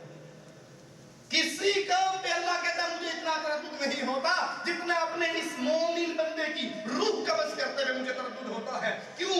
یہ جسمانی تکلیف کی وجہ سے اس موت کو برا سمجھتا ہے اور میں اس کو تکلیف دینا اچھا نہیں سمجھتا۔ اس کا مطلب ہے اللہ اس کی روح قبض کر رہا ہے، یہ اللہ نہیں بنا۔ اگر یہ اللہ بنا، اگر یہ فنا فی اللہ ہو گیا، اگر یہ موت سے مبرہ ہو گیا تو اللہ کیوں کہہ رہا ہے اسی حدیث کے آخر میں کہ میں اس کی روح قبض کرتے رہے، اس کو جسمانی تکلیف کی وجہ سے اچھا نہیں لگتا تو مجھے بھی اچھا نہیں لگتا۔ اس سے ثابت ہے اسی حدیث سے کہ اللہ اور ذات ہے، مخلوق اور ذات ہے۔ یہ حدیث وحدت الوجود کی دلیل صوفیہ بنا کر پیش کرتے ہیں، اور حقیقت میں یہی حدیث وحدت الوجود کا جنازہ نکال رہی ہے کہ یہ اللہ ہے اور یہ بندہ اس کا بندہ ہے، یہ مانگے تو اللہ دے گا، یہ پناہ مانگے تو اللہ دے گا، اور اس کی موت کے وقت اس کو بھی برا لگتا ہے تو اللہ کو بھی، اللہ کہتا ہے مجھے بھی یہ بات اچھی نہیں لگتی۔ وحدت الوجود کے قائل اس حدیث کو دلیل بناتے ہیں، حالانکہ یہ ان کے خلاف دلیل ہے۔ اسی طرح صوفیہ کے عقائد میں وحدت الشہود ایک اور عقیدہ ہے۔ وہ کیا ہے؟ جب انسان وحدت الوجود پہ پہنچ جاتا ہے اور اس مقام سے ترقی کر جاتا ہے تو اس کی ہستی خدا کی ہستی میں مدغم ہو جاتی ہے اور وہ دونوں ایک ہی ہو جاتے ہیں۔ گویا یہ نظریہ اللہ کی ہستی کو کائنات سے الگ تسلیم تو کرتا ہے، لیکن اس کائنات کو اللہ کا عکس، اللہ کا پرتو اور اللہ کا سایہ تصور کرتا ہے، لیکن مزید روحانی ترقی کے بعد خود کو خدا کی ذات میں غم کر دیتا ہے۔ وحدت الوجود اور وحدت الشہود میں فرق کیا ہے؟ وجودی صرف ایک وجود کے قائل ہیں کہ کائنات میں جو کچھ ہے، انسان، درندے، چرندے، پرندے، وہ سب اللہ ہی ہے، اور وحدت الشہود کے قائل خدا کو ایک الگ چیز سمجھتے ہیں، خدا کو ایک باقاعدہ، اللہ کو ایک مستقل ہستی مانتے ہیں، اور ہر چیز کو کائنات کے اندر جو کچھ ہے اللہ کا عکس، اللہ کا پرتو اور اللہ کا سایہ سمجھتے ہیں۔ صوفیہ کا تیسرا عقیدہ حلول کا عقیدہ ہے کہ انسان اپنے دل کو اتنا لطیف کر لیتا ہے، اتنا صاف کر لیتا ہے، اللہ کی ضربیں مار مار کے، عبادتیں کر کر کے، ریاضتیں کر کر کے وہ اس مقام پر پہنچ جاتا ہے، اپنے آپ کو اتنا پاک و صاف کر لیتا ہے کہ پھر اللہ اللہ عز و جل کی ذات اس کے جسم میں داخل ہو جاتی ہے، اس کی جسم میں حلول کر جاتی ہے۔ گویا وحدت الشہود میں انسان روحانی ترقی کرتے کرتے اللہ کی ذات میں مدغم ہو جاتا ہے، لیکن حلول میں اللہ خود اپنے مقام سے نیچے اتر کر انسان کے جسم میں داخل ہو جاتا ہے۔ اسلام سے پہلے حلول کا یہ عقیدہ یہود و نصارہ کے گھر میں بھی موجود تھا۔ ایک عیسائی پادری لکھتا ہے ہم ذات باری میں مسلسل تحلیل ہوتے ہیں۔ عیسائی پادری کہتا ہے ہم اللہ کی ذات میں مسلسل تحلیل ہوتے ہیں، جب ایک شے دوسری میں مدغم ہو جائے تو ان دونوں کے درمیان کوئی امتیاز باقی نہیں رہتا۔ میں بھی خدا میں تحلیل ہو رہا ہوں اور وہ ذات باری تعالیٰ مجھ سے ہم آہنگ ہو رہی ہے۔ قسم ہے اس زندہ جاوید خدا کی کہ اب مجھ میں اور خالق کائنات میں کوئی امتیاز باقی نہیں رہا، ہم دونوں ایک دوسرے میں حلول کر کے ایک ہو چکے ہیں۔ یہ عیسائیوں کا عقیدہ ہے۔ اور مسلمانوں میں عقیدہ حلول کی ابتدا عبداللہ ابن سبا یہودی نے کی۔ عبداللہ ابن سبا یہودی جو علی کی محبت، اہل بیت کی محبت کا چولا پہن کر آیا، سب سے پہلے اس نے عقیدہ حلول مسلمانوں میں متعارف کروایا۔ اس نے کہا علی علی نہیں ہے، علی نہیں ہے، علی الہ ہے۔ ابھی بھی آپ انڈیا پاکستان کے درباروں پہ قوالی سنتے ہوں گے، دھما دھم مست کلندر، علی کا پہلا نمبر، علی دم دم کے اندر۔ میں کہتا ہوں کہنے والا کیا، جہنم کے اندر ہے۔ دھما دم مست کلندر، علی کا پہلا نمبر، علی دم دم کے اندر، ہر چیز میں علی ہے۔ اللہ علی میں آ گیا اور علی پھر پوری کائنات میں پھیل گیا۔ یہ عقیدہ سب سے پہلے عبداللہ ابن سبا یہودی، جس نے شیعہ مذہب، رافضی مذہب کی بنیاد رکھی ہے، اس خبیث نے سب سے پہلے اس عقیدے کا اعلان کیا۔ اس کے چیلوں کا گروہ بازار کے کوفے کے بازار میں کھڑا اور اسی عقیدے کو بیان کر رہا۔ یہ دھما دم مست کلندر کی قوالی آج سے نہیں، یہ اس دور سے چل رہی ہے۔ بازار میں کہہ رہے کہ علی علی نہیں ہے، علی الہ ہو چکا ہے، اس میں اللہ کی صفات حلول کر گئی ہے۔ حضرت علی کے غلام نے یہ بات سنی، دوڑتے ہوئے حضرت علی کے پاس گئے اور کہا اے علی، اے امیر المومنین رضی اللہ عنہ، کچھ لوگ آپ کے اللہ ہونے اور آپ کے اندر اللہ کی صفتیں ماننے کا اقرار کر رہے ہیں۔ حضرت علی نے ان کو بلایا اور پوچھا تم کیا کہتے ہو؟ تو کہنے لگے آپ ہمارے خالق اور مالک اور رازق ہو۔ اب بھی کہتے ہیں نا لوگ علی کے بارے میں، مولا علی مشکل کشا، میری کشتی پار لگا دینا۔ ان کی تو اپنی نہیں پار لگی، انہیں ظالموں نے شہید کر دیا، تمہاری کیسے پار لگے؟ حضرت علی کھل گئے فتنوں کے اندر اور بالآخر علی کو شہید کر دیا گیا، حسن کو زہر دے کر شہید کر دیا گیا، حسین کو کربلا میں شہید کر دیا گیا۔ وہ مصائب میں پھنسی ہوئی اپنی کشتی کو پار نہیں لگا سکے، تیری انڈیا پاکستان میں پھنسی ہوئی کشتی کو کیسے پار لگا لیں؟ پوچھا میرے بارے میں کیا کہتے ہیں؟ کہا تو ہمارا خالق ہے، مالک ہے اور رازق ہے۔ تو علی نے کہا افسوس تمہاری اوپر، میں تو تم جیسا ایک انسان ہوں، ایک آدمی ہوں، کھاتا اور پیتا ہوں۔ اگر میں اللہ کی اطاعت کروں گا تو اللہ مجھے اس کا بدلہ دے گا، اور اگر علی اللہ کی نافرمانی کرے گا، علی فرما رہے ہیں اللہ مجھے اس کی سزا دے گا، لہٰذا اللہ سے ڈرو اور اس عقیدے سے توبہ طائب ہو جاؤ۔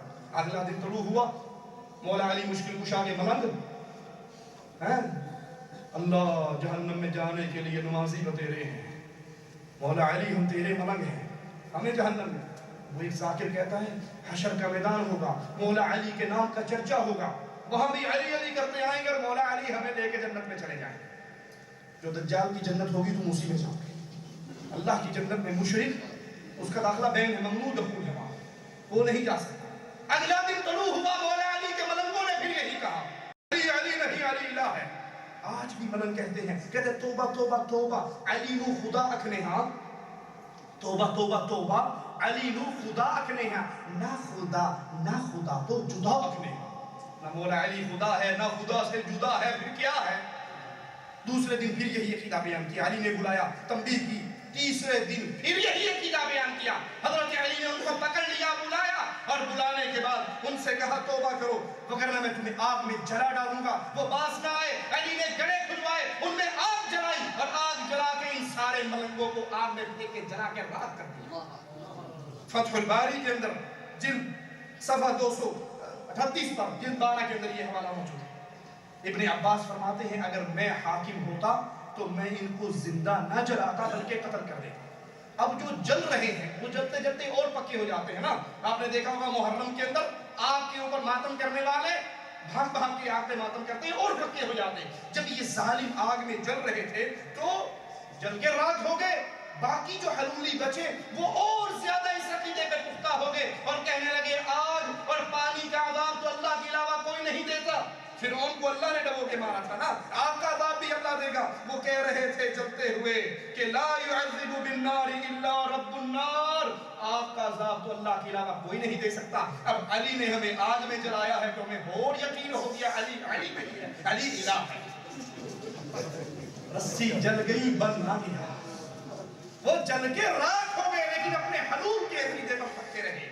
ابن سبا کے پیش کردہ عقیدہ حلول کو ماننے والے وہیں پر نہیں رکے بلکہ آگے چلے. منصور حلاج صوفیوں کا ایک اور امام جس نے حلول کا عقیدہ اور الہ ہونے کا عقیدہ پیش کر کے کہا تھا انا الحق میں الہ ہوں. اہل ایمان نے قتل کر کے اس ظالم, اس کافر, اس زندیق کو مار کے اس کی راکھ کو جلا کر پھینک دیا.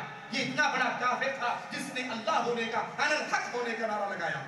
حلاج کہا کرتا تھا, سنیے اس کے شعر, کہتا تھا سبحان من اظہرنا صوتہ سر سنا لاہوتہ المثاقب. پاک ہے وہ ذات جس نے اپنے ناسوت یعنی حسین بن منصور حلاج کو اپنے لاہوت ثاقب کی چمک کا راز بنا کر ظاہر کیا. ثم بدأ فی خلقہ ظاہرا فی صورت الآکل والشارب, پھر وہ اپنی مخلوق میں ایک کھانے اور پینے والے کی صورت میں آیا. منصور حلاج کہتا تھا میں اللہ کی مخلوق میں کھانے اور پینے کا منہ لے کر آیا لیکن میں حقیقت میں اللہ ہوں. حتی لقد آینہ خلقہ کلحظت الحاجب بالحاجب, یہاں تک کہ اس کی مخلوق نے اس کو اس طرح دیکھا جس طرح ایک دیکھنے والا دوسرے کو دیکھتا ہے. تاریخ بغداد جلد 8 صفحہ 129 پر منصور حلاج کافر زندیق خبیث کے یہ اشعار موجود ہیں جس میں وہ اپنے آپ کو کہتا ہے میں اللہ ہوں, کھانے پینے والے کی صورت میں دنیا میں آیا ہوں. اسی طرح انا الحق کا یہ نعرہ صرف وہاں نہیں لگا, آج تک صوفیزم میں ایسے لوگ پیدا ہو رہے ہیں جو انا الحق کے دعوے کرتے ہیں. یہ ہمارے ہاتھ میں اشرف السوانح حکیم الامت اشرف علی تھانوی صاحب کی کتاب جلد نمبر 1 شائع کیا ہے. اس کو ادارہ تالیفات اشرفیہ بیرون بہڑ گیٹ ملتان نے, اور اس کا صفحہ نمبر 220 ہے. صفحہ نمبر 220 پہ یہی حلول کا عقیدہ انا الحق کا دعویٰ کس طرح کیا جا رہا ہے حضرت کے مریدوں کی طرف سے سنیے. کہتے ہیں اس زمانے میں مدرسے کا جلسہ ہوا, دارالعلوم دیوبند کا جلسہ ہوا. حضرت والا تھانوی صاحب کے پاس کی سب حضرات اور اراکین مدرسہ کو بڑی شدید ضرورت محسوس ہونے لگی شرکت کے لیے. بڑے مولوی صاحب دائیں بائیں سے آئے ہوئے تھے. سب نے جا کر حضرت صاحب سے کہا کہ حضرت آپ بھی کچھ باز بیان فرمائیے. تو حضرت انکار فرما. اب حضرت خاموش ہوئے. چھوٹے مولویوں نے کہا حضرت خاموش رہے, بڑے مولویوں نے کہا حضرت خاموش رہے. حضرت چھوٹے مولویوں کا اتنا ادب کرتے تھے اور اب تو بڑے مولوی کہہ رہے تھے تو نہ اقرار کر سکے نہ انکار کر سکے. جب کچھ نہ بن پڑا مجبور ہو کر گردن جھکا لی اور رونے لگے. اشرف علی تھانوی صاحب کو جب کہا آئیے حکیم الامت اسٹیج پہ بیٹھیے اور خطاب فرمائیے, گردن جھکا لی اور رونے لگے. اچھا یہ حال دیکھ کر مولانا ظہور اسلام فتح پوری کا دل پانی پانی ہو گیا اور پھر اپنے ساتھیوں سے انہوں نے کہا بس بھائی بس مولوی صاحب کو تنگ نہ کرو, وہ رو رہے ہیں, سب جھکا لیے, تم اس کو اس کے حال پر رہنے دو. مولوی شاہ سلیمان صاحب بھلواروی بھی اس موقع پر آئے ہوئے تھے. جب انہوں نے تھانوی صاحب کی گردن جھکی ہوئی دیکھی, ان کو روتے ہوئے دیکھا تو ان کے پاس آئے, ان کو دیکھا اور کہنے لگے کہ اگر اس شخص کو اس حالت میں, جو حالت اب اس پر طاری ہو چکی ہے, اس حالت میں اس سے باز کہلواؤ گے تو یہ منبر پر بیٹھتے ہی اس کے منہ سے جو پہلا لفظ نکلے گا وہ نکلے گا انا الحق میں اللہ. اس میں اللہ حلول کر چکا ہے, اللہ داخل ہو گیا ہے. اس کی جو کیفیت ہے یہ حلول کی کیفیت ہے, اس میں اب اللہ آ چکا ہے. اگر تم اس کو کہو گے کہ اسٹیج پہ بیٹھ کے تقریر کر, میں اس کی کیفیت دیکھ کر پہچان چکا ہوں چونکہ اب اس میں اللہ آ چکا ہے. اب تھانوی صاحب کی زبان سے انا الحق کے علاوہ کوئی الفاظ نہیں ہے. یہ انا الحق میں اللہ ہوں کفر کا عقیدہ ہے, لیکن صوفیزم میں یہ عقیدہ ابھی تک پہلے سے لے کے ابھی تک چلتا آ رہا ہے.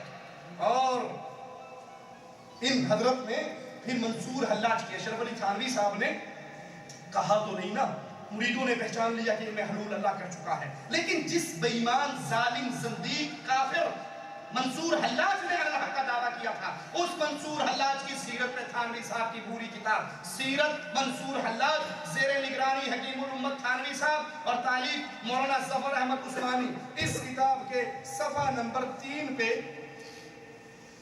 نمبر 3 پہ محمد تقی عثمانی کراچی کے اندر ابھی بھی بہت بڑے عالم ہیں، علماء دیوبند کے زندہ ہیں، وہ فرماتے ہیں حکیم الامت حضرت تھانوی صاحب نے انہی تحقیقات پر نظر ڈالی تو حسین ابن منصور کی آزمائش کو امت مسلمہ کے عظیم محسن امام احمد ابن حنبل کی آزمائش کی طرح پایا۔ انا للہ و انا الیہ راجعون۔ احمد ابن حنبل اہل سنت کے امام، جو محمد کی ایک حدیث کے لیے لڑتے رہے، جو رب کے قرآن کے لیے لڑتے رہے، ظالم ان کی پیٹھ پر کوڑے برساتے اور وہ کہتے تم کہتے ہو یہ قرآن اللہ کی مخلوق ہے، میں کہتا ہوں یہ اللہ کا کلام ہے، یہ اللہ کی صفت ہے، مارتے مارتے تمہارے کوڑے ٹوٹ جائیں گے، احمد کی پشت نہیں ٹوٹے گی، احمد مر سکتا ہے، اپنی زبان سے وہ نہیں کہہ سکتا جو اللہ رسول کے فیصلے کے خلاف ہے۔ وہ اہل سنت کا امام جو اللہ کی توحید کے لیے لڑتا رہا۔ اشرف علی تھانوی کہتے ہیں امام احمد ابن حنبل اور منصور حلاج دونوں ایک ہی بندے کے تھے۔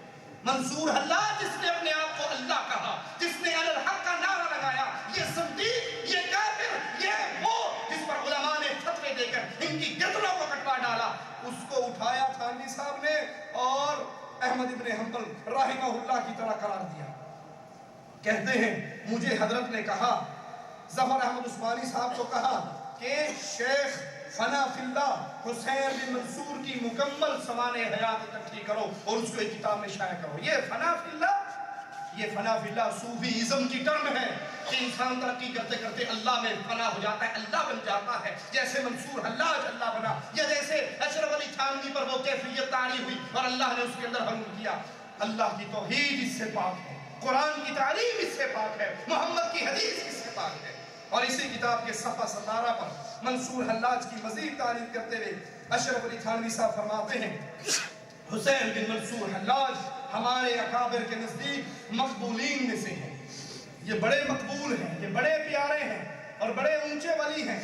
جو حسین بن منصور حلاج زندیق کو ولی مانتا ہے، اللہ کی قسم ہم اس کو مسلمان بھی نہیں مانتے۔ جس نے اللہ ہونے کا دعویٰ کیا، جس نے فرعون کے جملے کو دہرایا، فرعون نے کہا تھا انا ربکم الاعلی، منصور حلاج نے کہا تھا انا الحق۔ آج کے اس دور میں اگر کوئی شخص منصور حلاج کو ولی مانے، منصور حلاج کی تعلیمات کو اپنی ویب سائٹوں پر ڈالے، اس کا تعارف اولیاء کی لسٹوں میں شامل کرے، اللہ کی قسم ہم اس بندے کے ایمان کو مومنوں والا ایمان نہیں جانتے، یہ بھی ویسے ہی گمراہ ہے جیسے منصور حلاج گمراہ ہے۔ مواہب اہل ایمان کبھی مشرکوں کی تعریف نہیں کر سکتے، اہل ایمان کٹ جاتے ہیں، رب کے دشمنوں کو رب کا پیارا نہیں کہا کرتے۔ اس منصور حلاج کی تعریف میں بہت لوگ بولے، وہ ایک نہیں سارے صوفی ازم کے امام اس منصور حلاج کی تعریف کرتے رہے۔ سید علی حجویری لاہور والا بابا وہ بھی اس کی تعریف کرتا ہے، یہ ان کی کتاب ہمارے پاس ہے، حضرت شیخ سید علی حجویری کی کتاب جس کے اندر کشف المحجوب کے اندر وہ دو ٹوک کھل کر لکھتا ہے، صفحہ 225 پر اس کی تعریف کرتا ہے۔ منصور حلاج کی تعریف علی حجویری کی زبان سے۔ علی حجویری کو لوگ بڑا پہنچا ہوا ولی اور بہت بزرگ، اب یہ علی حجویری کیا کہتے ہیں کہ اگر منصور حلاج برا ہوتا تو شبلی اس کے بارے میں کبھی نہ کہتے کہ میں اور منصور حلاج ایک ہی راستے کے راہی ہیں، ہم مسافر ہیں۔ جب شبلی نے منصور حلاج کے بارے میں یہ کہا ہے تو سنو، منصور حلاج بڑی پہنچی ہوئی ہستی ہے، حالانکہ منصور حلاج علی الحق کا کفریہ نعرہ لگانے کے بعد اسلام سے ایسے نکل گیا جیسے گوندے ہوئے آٹے سے بام کو نکال دیا جاتا ہے۔ اسی طرح مولوی رومی اپنی مثنوی میں لکھتے ہیں فرعون نے علی الحق کہا تو ذلیل ہو گیا، فرعون نے علی الحق کہا تو ذلیل ہو گیا، اور منصور حلاج نے علی الحق کہا تو عشق و محبت میں مست قرار پایا۔ فرعون کی خودی کے لیے تو بعد میں اللہ کی لعنت رہ گئی، اور منصور حلاج کی خودی کے لیے اللہ کی رحمت رہ گئی۔ یہ اللہ کا بڑا پہنچا ہوا بزرگ تھا جس نے علی الحق کا دعویٰ کیا، اور حقیقت یہ ہے یہ انسان زندیق تھا۔ علماء امت نے اس کے کافر ہونے کا فتویٰ دیا اور اس کو قتل کرنے کا حکم دیا۔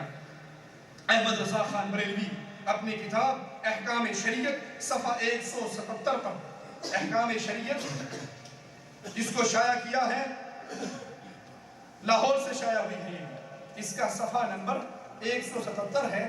اور اس 177 پر وہ کیا کہتے ہیں؟ سائل سوال کرتا ہے، کیا فرماتے ہیں علماء کرام اس مسئلے میں کہ حضرات منصور و تبریز میں ایسے الفاظ کہیں جس سے خدائی ثابت ہوتی ہے تو دار پہ آئے، کھال کھینچی گئی، لیکن وہ ولی اللہ گنے جاتے ہیں. منصور حلاج ولی اللہ گنے جاتے ہیں. ان کو ولی اللہ وہی مانتا ہے جو ان کی طرح کا ہے. جو مواحد ہے وہ ان کو ولی، وہ ان کو شیطان کا ولی مانتا ہے، رحمان کا ولی نہیں مانتا. کہتے ہیں فرعون، شداد، حامان، نمرود نے خدائی دعویٰ کیا تو وہ ہمیشہ کی آگ میں گئے. اس کی کیا وجہ ہے؟ اب احکام شریعت میں اعلیٰ حضرت احمد رضا خان صاحب وہ لکھتے ہیں ان کافروں نے، فرعون، شداد، حامان، نمرود کافروں نے خود کہا تھا علی الحق تو اس لیے ملعون ہو گئے. اور منصور حلاج نے خود نہیں کہا بلکہ جس کو کہنے کا شایان شان ہے اس نے کہا. آواز بھی انہی کی تھی. جس طرح موسیٰ علیہ السلام کے لیے درخت سے آواز آئی تھی انی اللہ، اسی طرح منصور حلاج کے اندر اللہ حلول کر کے اللہ نے خود کہا تھا علی الحق. اس لیے یہ ولی اللہ ہے اور وہ کافر ہے.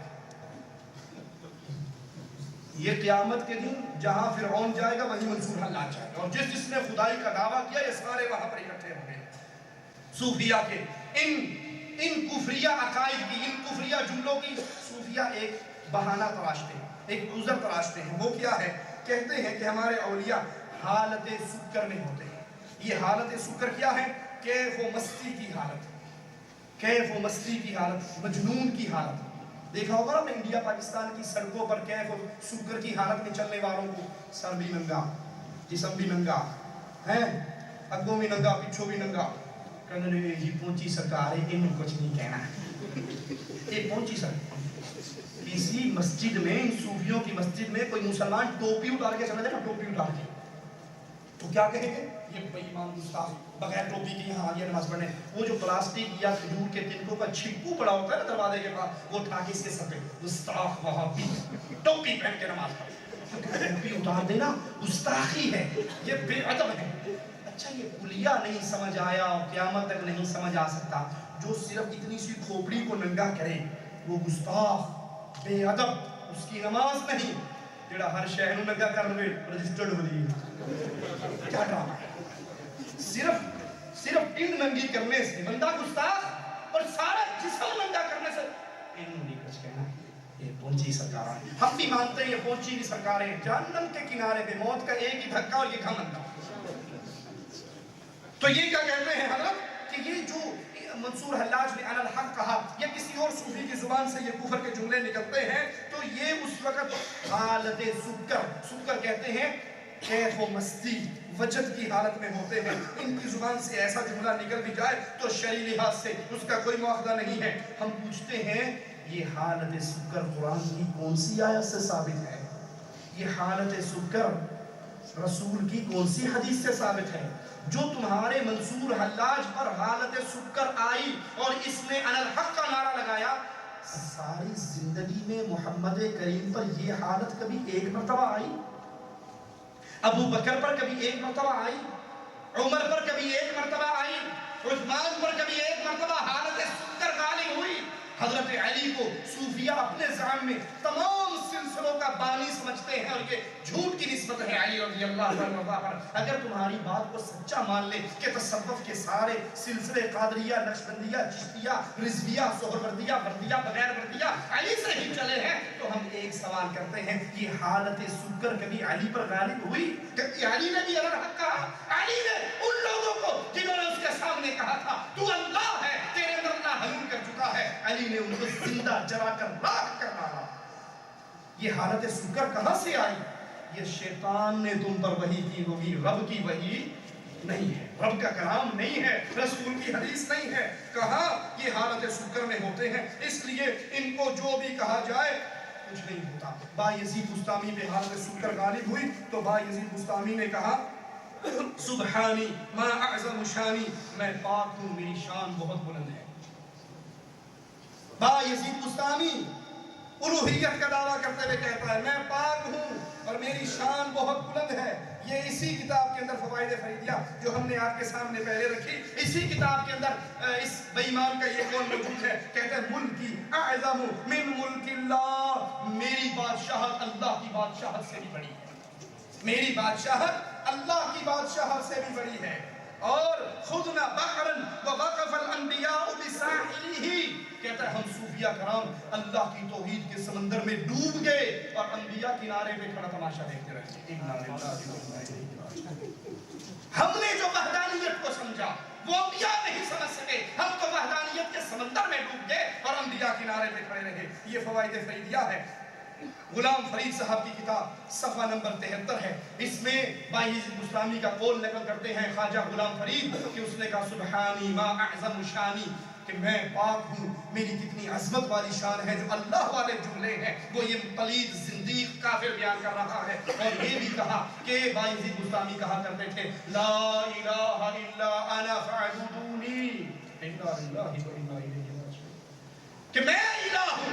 بائی حزب بستامی کہا کرتا تھا میں الہ ہوں، تم سارے میری پوجا کرو۔ یہ کفر کا عقیدہ ہے، اور ایسا عقیدہ رکھنے والا وہ سکر میں ہو، وہ نیم کی گولیوں میں۔ سکر کس کو کہتے ہیں عربی میں؟ شوگر کو کہتے ہیں نا، وہ شوگر میں ہو یا نیم کی گولیوں میں ہے، جہاں بھی ہوگا وہ کافر ہے، ایسا عقیدہ اپنی زبان سے بیان کرنے والا۔ صوفیہ کا یہ کہنا کہ خدائی دعویٰ کرنے والے حالت سکر میں، کیف و مستی میں، بے خودی میں ہوتے ہیں، ان کی پکڑ نہیں ہو سکتی۔ حالانکہ صوفیہ کے نزدیک سکر مدہوشی کی کیفیت سہو ہوش مندی کی کیفیت سے بہتر ہے۔ علی حجویری اپنی کتاب کشف المحجوب پہ اس کی تفسیر بیان کرتے ہوئے کہتے ہیں کہ افضل حالت جو ہے وہ سکر کی حالت ہے، وہ بے ہوشی کی حالت ہے، وہ ہوش مندی کی حالت نہیں ہے، افضل ترین حالت یہ ہے۔ اب اس پر وہ اللہ کے انبیاء پر تہمت لگاتے ہیں، اللہ کے نبیوں پر تہمت لگاتے ہیں۔ کہا داؤد علیہ السلام کا نظر ایک عورت پہ پڑ گئی اور انہوں نے اس کو ساری ننگی عورت کو دیکھ لیا۔ انا للہ و انا الیہ راجعون۔ علی رضی اللہ عنہ وارضا فرماتے ہیں جس ظالم نے یہ قول اسرائیلیات کا یہ جھوٹا قصہ بیان کیا کہ داؤد علیہ السلام نے ایک ننگی عورت کو دیکھا تھا اور اس کا سارا کچھ دیکھ لیا تھا، جس نے یہ کہا علی فرماتے ہیں میں اس کو 100 سال سزا ماروں گا، کیونکہ اس نے نبی پہ تہمت لگائی ہے اور نبی پہ تہمت لگانے والے کو دگنی سزا دوں گا۔ یہی علی حجویری اسی کشف المحجوب صفحہ 267 پہ رسول اللہ صلی اللہ علیہ وسلم پر ایک تہمت لگا رہے۔ سنیے، نام بڑے اونچے ہیں لیکن اللہ کی قسم یہ سارے نام اور ان ناموں کے سارے ولی اکٹھے ہو جائیں محمد کی پاؤں کی جوتی سے اڑنے والے ذرے کے برابر نہیں ہو سکتے۔ علی حجویری لکھتے ہیں کہ رسول اللہ صلی اللہ علیہ وسلم کی نظر زید کی بیوی پہ پڑ گئی۔ ثم نعوذ باللہ، نقل کفر کفر نواشد۔ اللہ کے رسول کی نظر زید کی بیوی پہ پڑ گئی اور زید کی بیوی زید پہ حرام ہو گئی، آپ پہ حلال ہو گئی، کیونکہ آپ اس وقت سکر کی کیفیت ہے۔ اسلام کے دشمنوں نے تاریخ کے اندر یہ جھوٹی روایت لکھی ہے کہ محمد کریم صلی اللہ علیہ وسلم ایک دن زید کے گھر گئے، حضرت زید گھر پہ نہیں تھے اور زید کی بیوی تھوڑے سے مختصر لباس پہن کے اپنے گھر میں بیٹھی ہوئی تھی۔ اللہ کے نبی داخل ہو گئے، اور نبی جس نے تعلیم دی ہے جاؤ تو دروازہ بجاؤ، سلام کرو، اجازت مانگو، اجازت ملے تو اندر جاؤ، نہ ملے تو واپس آ جاؤ۔ اس نبی پر اسلام دشمنوں نے تہمت لگائی کہ وہ زید کے گھر میں بغیر اجازت کے داخل ہو گئے۔ زید کی بیوی نیم برہنہ بیٹھی ہوئی تھی، اللہ کے نبی نے دیکھا اور واپس آ گئے۔ آپ کو وہ اچھی لگی، زید آئے اور آ کر کہنے لگے اے اللہ کے نبی مجھے پتہ لگا ہے آپ میرے گھر آئے اور آپ کی نظر میری جوروں پر میری بیوی پہ پڑ گئی، آپ کو وہ اچھی لگی، میں اس کو طلاق دیتا ہوں، آپ اس سے نکاح کر لیں۔ انا للہ و انا الیہ راجعون۔ اشرف یہ حضرت سید علی حجویری کشف المحجوب صفحہ 267 پر محمد کریم کی یہی توہین کرتے ہوئے کہتے ہیں کہ اللہ کے نبی کی نظر حالت سکر میں زید کی بیوی پہ پڑی، وہ زید پہ حرام ہو گئی اور آپ پہ حلال ہو گئی۔ محمد کریم صلی اللہ علیہ وسلم پر یہ تہمت لگانے والے یہی صوفی ازم کے امام ہیں۔ اگر ان کی تعریفوں کے اور ان کے قصوں کو بیان کروں تو رات گزر جائے۔ کس کس نے اس صوفی ازم کے عقیدوں کو پھیلایا اور کس کس نے منصور حلاج کی تعریف کی۔ یاد کر لو دین اسلام دین توحید ہے، اور توحید کیا ہے؟ قل هو اللہ احد، اللہ ایک ہے، اللہ ایک ہے، اللہ بے نیاز ہے، لم یلد ولم یولد، نہ اس کا بیٹا ہے نہ وہ جنا گیا ہے، نہ اس نے کسی کو جنا ہے۔ تکاد السماوات یتفطرن منہ وتنشق الارض وتخر الجبال ہدا ان دعوا للرحمن ولدا، قریب ہے آسمان پھٹ جائے، زمین پھٹ جائے، پہاڑ ریزہ ریزہ ہو جائے، اس بات پر جن ظالموں نے اللہ کا بیٹا بنا لیا۔ ارے اللہ کا بیٹا بنانے والے تو چھوٹے مجرم، اللہ کا بیٹا بنانے والے چھوٹے مجرم، انہوں نے ایک ہی اللہ اور بنایا نا۔ اور یہ صوفیزم کے داعی اس سے بڑے مجرم ہیں جنہوں نے ہر چیز کو اللہ قرار دے دیا، ہر چیز کے اندر اللہ کو مانا۔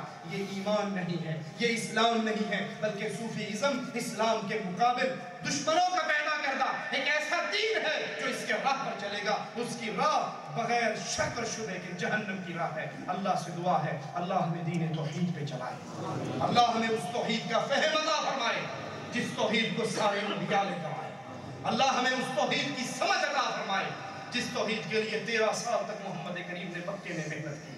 اللہ ہمیں وہ توحید عطا فرمائے جس توحید کی دعوت کو چھوڑنے کی دعوت دینے پر اللہ کے پیارے نبی علیہ السلام نے کہا تھا، اے چچا اگر یہ لوگ ایک ہاتھ میں سورج اور ایک میں چاند رکھ دے میں پھر بھی اللہ کی توحید کی دعوت سے باز نہیں آؤں گا۔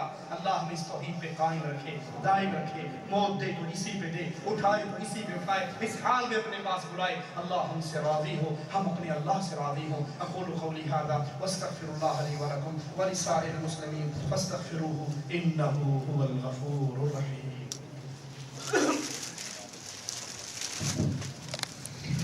السلام علیکم ورحمۃ اللہ وبرکاتہ۔ اولیاء سے صادر ہونے والی کرامات کی کیا حقیقت ہے؟ اہل سنت والجماعت کے عقیدے کے مطابق اولیاء کی کرامات کا حق ہے۔ وہ کرامات کیا ہیں؟ ابو بکر رضی اللہ عنہ وارضاہ ایک گھر میں مہمان آئے، کھانا تھوڑا سا تھا، کھانے والے زیادہ تھے، دسترخوان پہ رکھ دیا گیا، لوگ کھاتے رہے جاتے رہے، کھانا اللہ کی طرف سے اس میں بڑھتا رہا۔ صحابی جا رہے ہیں، راستے میں اندھیرا ہو جاتا ہے، ان کی لاٹھی بلب کی طرح چمکنے لگ جاتی ہے۔ یہ کرامات اولیاء برحق ہے، صحابہ سے ہوئی، اللہ کسی ولی کے ہاتھ میں بھی دکھا سکتا ہے۔ اس میں اختیار ولی کا نہیں ہے، اللہ عز و جل جب چاہے جس کے ہاتھ پر چاہے جیسے چاہے دکھا دے، اس میں اختیار نہیں ہے، اختیار اللہ کا، بندے کے اختیار میں نہیں۔ جن کا ہم انکار کرتے ہیں وہ کرامات کے نام پر پھیلا ہوا شرک ہے، جس میں کرامات کے طور پر اللہ کی صفات ولی کو دے دی جاتی ہے، اللہ کی صفات ولی کو دے دی جاتی ہے۔ بولنے والی سرکار اسٹیشن پہ آتی ہے، ایک انگریز کو دیکھتی ہے، اس کے ہاتھ میں ایئر گن ہے، اس سے پوچھتی ہے انگریز صاحب یہ کس لیے؟ اس میں گولی ڈالتا ہے، پرندے کو مارتا ہے، وہ نیچے گر کے مر جاتا ہے، کہتا ہے یہ اس لیے۔ انگریز دیکھتا ہے بولنے والے بابے کے ہاتھ میں تسبیح ہے، وہ پوچھتا ہے بابا جی یہ کس لیے ہے؟ ان دونوں کا ٹرانسلیٹر تو رہا ہوگا بیچ میں، اس کو انگریزی آتی تھی، اس کو پنجابی آتی تھی، خیر اس کو چھوڑ، اس نے اس تسبیح پہ کچھ پڑھا اور پھونک ماری اور مردے پرندے کے اوپر رکھا، وہ زندہ ہو کے پھر اوپر بیٹھ گیا۔ یہ موت و حیات کے اختیار کس کے ہیں؟ اللہ کے انبیاء کے جو معجزے آتے ہیں، عیسیٰ علیہ السلام کا جو معجزہ ہے اس میں اللہ کے حکم سے وہ مردے کو زندہ کرتے تھے، لیکن معجزہ صرف رسول کے لیے خاص ہوا کرتا، معجزہ اللہ حق کی وضاحت کے لیے ان کو دیتا ہے۔ کرامات کے نام پہ جو شرکیہ تصرفات اولیاء کی طاقتیں پھیلائی جاتی ہیں، ہم اس کے منکر ہیں، کرامات کے منکر نہیں۔ ہم اپنے خاندان کے لوگوں کو کس طرح صوفیزم کے حقائق کے بارے میں بتا سکیں؟ کیسٹ کے ذریعے، سی ڈی کے ذریعے، کتاب کے ذریعے، اس پر علماء نے بہت کچھ لکھا ہے، بولا ہے، کہا ہے، تو آپ ان کو لے جائیے اور ان کو سنائیے۔ پھر یہ کتابیں جن کتابوں کے ہم نے حوالے دیے ہیں، یہ کوئی ایسی کتابیں نہیں جو مارکیٹ سے نہ ملے، ان صوفیوں کی دکانوں پہ جا کر یہ نام لے جائے، وہ آپ کو کتابیں دے دیں، وہ کتابیں لیں، اس پہ نشان لگائیں اور جا کر ان کے سامنے رکھیں کہ اگر یہ ایمان ہے تو شرک کیا ہے، اگر یہ ایمان ہے تو شرک کیا ہے۔ یہ سارے عقائد تو شرکیہ عقائد۔ صوفیہ کی جو روایات ہم نے پڑھ کر سنائی ہے، خاص طور پہ رشید احمد گنگوہی صاحب کی کتاب میں سے اس کے بارے میں ایک بھائی نے پوچھا ہے تو پہلے ہی وضاحت کر دی کہ اگر ان کی چہروں سے سیاہ چادریں اتارنا مقصود نہ ہوتا، اللہ کی پناہ ہم اس طرح کے اللہ کی توہین والے جملے نہ کریں، لیکن کیا کریں کہ ان ظالموں کو اللہ کا اولیاء قرار دے دیا گیا ہے جو صوفی ازم کے شرکیہ اور کفریہ عقیدوں کے داعی ہیں، عام آدمی نہیں، اس عقیدے کے داعی ہیں۔ تو ان کی حقیقت کو واضح کرنے کے لیے ان کے عقائد بیان کیے جاتے ہیں۔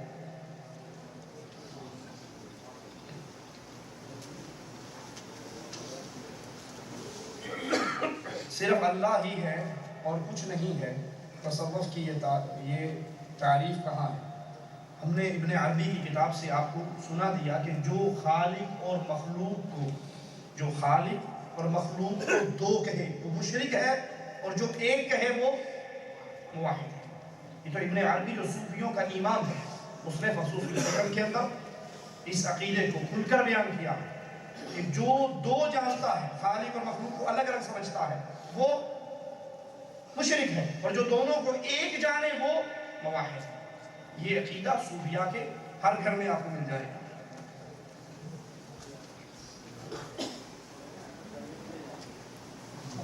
ایک سائل پوچھتا ہے میں اہل توحید ہوں، اہل سنت ہوں، اہل حدیث ہوں، کیا میں بریلوی یا دیوبندی حافظ کے پیچھے نماز پڑھ سکتا ہوں؟ آپ نے یہاں سے ابھی فارغ ہو کر کمپنی سے اپنے کمپنیوں میں جانا ہے نا؟ آپ جب باہر نکلو گے روڈ کے اوپر ایک ٹیکسی والا کھڑا ہے اور کہتا ہے بھائی یمبو سٹی تک چھوڑ کر آؤں گا اور بلاش چھوڑ کر آؤں گا، کوئی پیسہ نہیں لوں گا، بیٹھ جائے۔ آپ بیٹھتے ہوئے اگر اس کو غور سے دیکھتے ہو تو وہ اندھا نظر آتا ہے، بیٹھو گے؟ وہ مجانن لے جا رہا ہے، بلاش لے جا رہا ہے، 2 ریال بھی بچ رہے ہیں، بیٹھو گے؟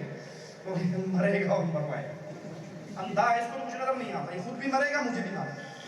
جو بندہ شرکیہ عقیدوں کا حامل ہے، ہم عوام کی بات نہیں کر رہے، عوام تو بیچاری کالانعام ہے، جو ان عقائد کو جانتا ہے، ان عقائد کے بارے میں ان کو علم ہے، اپنے علماء کی نتیجوں کو سمجھتا ہے اور پھر ان سے برات نہیں کرتا، ان شرکیہ اور کفریہ عقیدوں سے برات نہیں کرتا، جاننے کے باوجود، علم ہونے کے باوجود انہی عقائد پہ کہ جو بزرگوں نے لکھا ہے، حق اور سچ لکھا ہے، ایسے کے پیچھے نماز قطعاً جائز نہیں ہے۔ ہاں جو کہے کہ یہ عقیدے شرکیہ ہیں، کفریہ ہیں، نہ میں ان عقیدوں کو مانتا ہوں، نہ ان عقیدوں کو بیان کرنے والوں کو اللہ کا ولی سمجھتا ہوں، ان شیطان کے اولیاء سے برات کا اعلان کرتا ہے تو اس کے پیچھے ہم نماز پڑھنے کے لیے تیار ہیں۔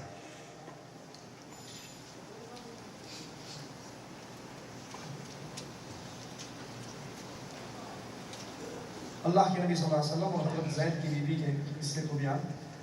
اللہ کے نبی صلی اللہ علیہ وسلم نے ان کی شادی اپنی پھوپھی کی بیٹی حضرت زید سے کروائی، دونوں میں نہ ہو سکا، گزارا نہ ہو سکا، پھر انہوں نے طلاق دی، حضرت زید نے طلاق دی۔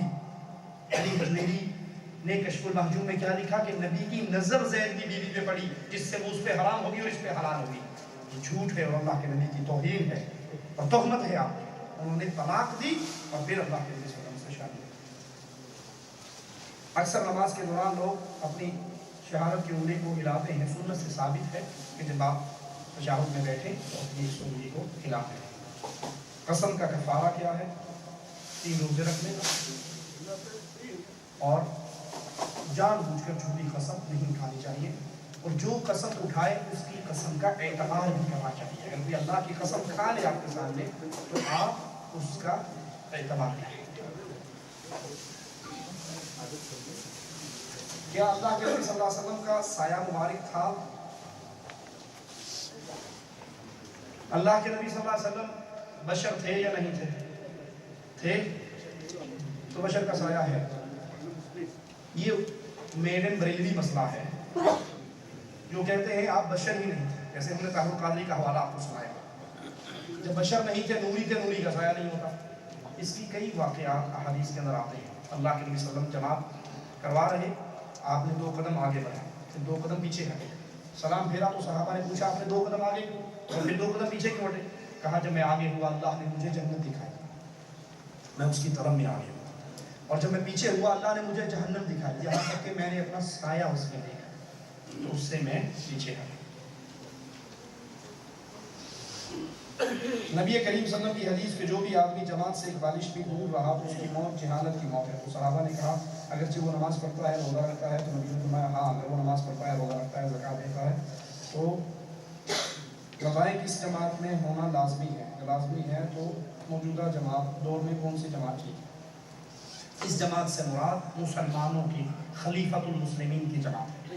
جب مسلمانوں کا خلیفہ ہو, ایک حاکم ہو, اس حاکم کی اتباع سے, اطاعت سے, بیعت سے باہر نہیں نکل سکتے. جو خلیفۃ المسلمین کی بیعت توڑتا ہے, اس پہ خروج کرتا ہے, وہ جہالت کی موت پہ مرتا ہے, بھلے وہ جو مرضی ہے. اس سے مراد یہ جماعتیں نہیں ہیں, یہ دیوبندی, بریلوی, سنی, حنفی, شافعی, قادری, یہ نہیں.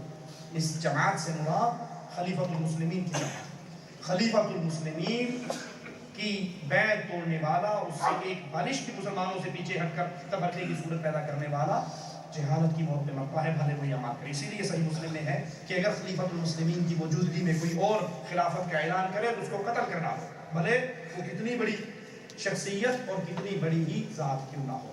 آج کے دور میں کس جماعت میں شامل ہونا چاہیے؟ وہ جماعت, میں آپ سے پوچھتا ہوں, آج کے دور میں دودھ ہی سے لینا چاہیے. 3 دکانیں ہیں, 4 دکانیں ہیں دودھ بیچنے والوں کی. ایک کہہ رہا ہے میں نے دودھ میں نلکے کا پانی ڈالا ہے, ایک کہہ رہا ہے میں نے دودھ میں دریا کا پانی ڈالا ہے, ایک کہتا ہے میں نے کنویں کا ڈالا ہے, چوتھا کیا کہتا ہے؟ کہتا ہے یہ سارے فراڈ کرتے ہیں, میں زمزم ڈال کے بیچ رہا ہوں. کس سے لوگے؟ ایک کہہ رہا ہے کہ بھائی یہ دودھ وہ ہے جو بھینس کی تھن کی دھاروں سے دھارے ہیں, اس میں کسی چیز کی ملاوٹ ہم نے نہیں کی, نہ زمزم ڈالا, نہ کنویں کا, نہ جوہر کا, نہ تالاب کا, نہ نلکے کا. کس سے لوگے؟ جس کے پاس خالص ہے. ایک ہے جو کہہ رہا ہے اللہ رسول کی بات 12 امام کو بیچ میں ڈالا ہے, ایک کہتا ہے اللہ رسول کی بات صوفیہ کرام کو بیچ میں ڈالا ہے, ایک کہتا ہے اللہ رسول کی بات دیوبند شریف والوں کو بیچ میں ڈالا ہے, ایک کہتا ہے اللہ رسول کی بات بریلی شریف کے لے کے آئے. انہوں نے پارٹیاں بنائی ہوئی ہیں, اپنے اپنے مولویوں کو ڈالے ہوئے. اس وقت دھرتی پہ سوائے اہل حدیث کے کوئی نہیں ہے, اہل سنت والجماعت کے کوئی نہیں ہے جو کہتے ہیں لوگوں دین وہ ہے جو اللہ نے اتارا محمد کریم صلی اللہ علیہ وسلم پر, اس کے علاوہ ہر کسی کی بات غلط ہو سکتی ہے, محمد کی بات غلط, ہر کسی کی بات کو ٹھوکر مارا جا سکتا ہے. امام مالک رحمۃ اللہ علیہ اسی لیے فرمایا کرتے تھے ہر کسی کی بات کو ٹھوکر ماری جا سکتی ہے سوائے جو محمد قبر میں سو رہے ہیں, ان کی کوئی بات غلط. یہ شان نہ ابو حنیفہ کی, یہ شان نہ مالک کی, یہ شان نہ احمد بن حنبل کی, یہ شان نہ 4 اماموں کی, نہ 12 اماموں کی, نہ 4 خلیفوں کی, نہ ابو بکر و عمر و عثمان کی. یہ شان ہے تو محمد رسول اللہ صلی اللہ علیہ وسلم. اور اللہ کے نبی صلی اللہ علیہ وسلم نے اسی لیے فرمایا انا سید ولد آدم, پوری آدم کی اولاد کا سردار محمد کریم ہے. لواء الحمد یوم القیامت یدی, قیامت کے دن اللہ کی تعریفوں کا جھنڈا محمد کے ہاتھ میں ہوگا. دیکھیے کون ہے محمد کریم کی سچی اور سچی دعوت آپ کو دے رہے ہیں کہ لوگوں پوجنا ہے عرش والے کو, پوچھنا ہے مدینے والے کو, عرش والے کے علاوہ پوجنا کسی کو نہیں, مدینے والے کے علاوہ پوچھنا کسی سے نہیں. عبادت اللہ کی کرنی, طریقہ سارا رسول اللہ سے لینا. اب رسول کی حدیث ابو حنیفہ دے دے سر آنکھوں پہ, مالک دے دے سر آنکھوں پہ, احمد بن حنبل دے دے سر آنکھوں پہ, شافعی دے دے سر آنکھوں پہ, جو مرضی دے دے. ارے بات آگے لے جاؤں, حدیث رسول شیطان سے بھی سن لیں گے تو اس کو بھی مانیں گے یا نہیں؟ ابو ہریرہ پہرا دے رہے تھے سامان پہ, چوری کرنے والا آیا تھا یا نہیں آیا تھا؟ آیت الکرسی سکھا کر گیا تھا یا نہیں؟ اور نبی نے کیا کہا تھا؟ ابو ہریرہ سکھانے والا شیطان تھا, سکھا رحمان کا کلام کیا. ہم ماننے پر تیار ہیں شیطان کی بات اگر مہر لگی ہوئی ہو محمد کریم کی عدالت سے, اور نہیں مانتے عمر ابن خطاب کی بات اگر وہ ٹکرا جائے محمد کریم کی بات سے. جذبات میں کہہ رہا ہوں, عبداللہ ابن عمر نے کہا تھا جب لوگوں نے کہا تھا حج تمتع کرنے والے, بابا نے منع کیا ہے اور کہا تھا من ابی, بابا کون ہوتا ہے؟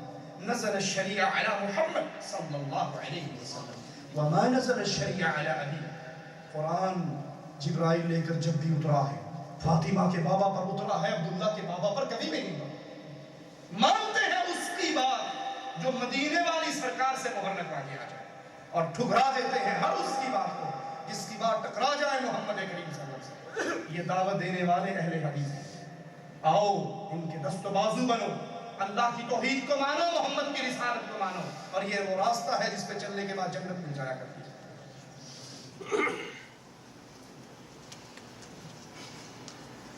بچے کے بال کہاں نکالنے چاہیے؟ اکثر لوگ مزار پہ جا کر نکالتے ہیں, نائی کی دکان پہ نکلوانے چاہیے. اگر یہ دربار انہوں نے نائی کی دکانیں بنا لی ہیں تو وہاں نکلوا لیں. یہ درباروں پہ بال کٹوانا عبادت ہے, نہیں سمجھے آپ؟ عمرہ کرتے ہو, حج کرتے ہو, بال کٹواتے ہو یا نہیں؟ یہ اللہ کی عبادت ہے نا, اللہ کی عبادت ہے. طواف کیا, سعی کی, اور پھر بال کٹوائے. اور رسول نے کہا اللہ جو اس طرح پھروائے اس پر آپ نے 2 مرتبہ رحم کی درخواست کی, اور جو بال کٹوائے اس پر 1 مرتبہ. یہ جس طرح حج میں اللہ کی عبادت ہوتی ہے, عرسوں میں پیروں کی عبادت ہوتی ہے. یہاں مینا میں ٹینڈ کروائی جاتی ہے, وہاں بھی وہ ساری ٹینڈ کروا کے ایک لٹ بابے جی دینا آدھی چھاڑ دیں. جا رہا ہے بچہ, پوری ٹینڈ ہے, ایک لٹ سرکار. یہ لٹ سرکار کیا ہے؟ یہ بابا جی نے نظر بندی سی, بچہ ہوندہ نہیں سی, بڑی دوائیں کی, بڑا علاج کیا, آخر بابا نے بچہ کیا. اور جب بابا بچہ دے دے تو پھر اس کی نظر کر دیتے. ایسا کرنے والا غیر اللہ کی عبادت کر کے شرک اکبر کر رہا. بھائی نے سوال کیا ہے, میری بیوی بیمار ہے, صحت کے لیے دعا کریں. جن مسلمان بھائیوں کی بیویاں بیمار ہیں, اللہ سے دعا ہے اللہ ان کو شفا عطا فرمائے. جن کے ماں باپ بیمار ہیں, بہن بھائی بیمار ہیں, آپ اولاد بیمار ہیں, اللہ سب بیماروں کو شفا کاملہ عطا فرمائے. اللہ ہمیں روحانی بیماریوں سے بھی شفا عطا فرمائے اور جسمانی بیماریوں سے بھی شفا عطا فرمائے.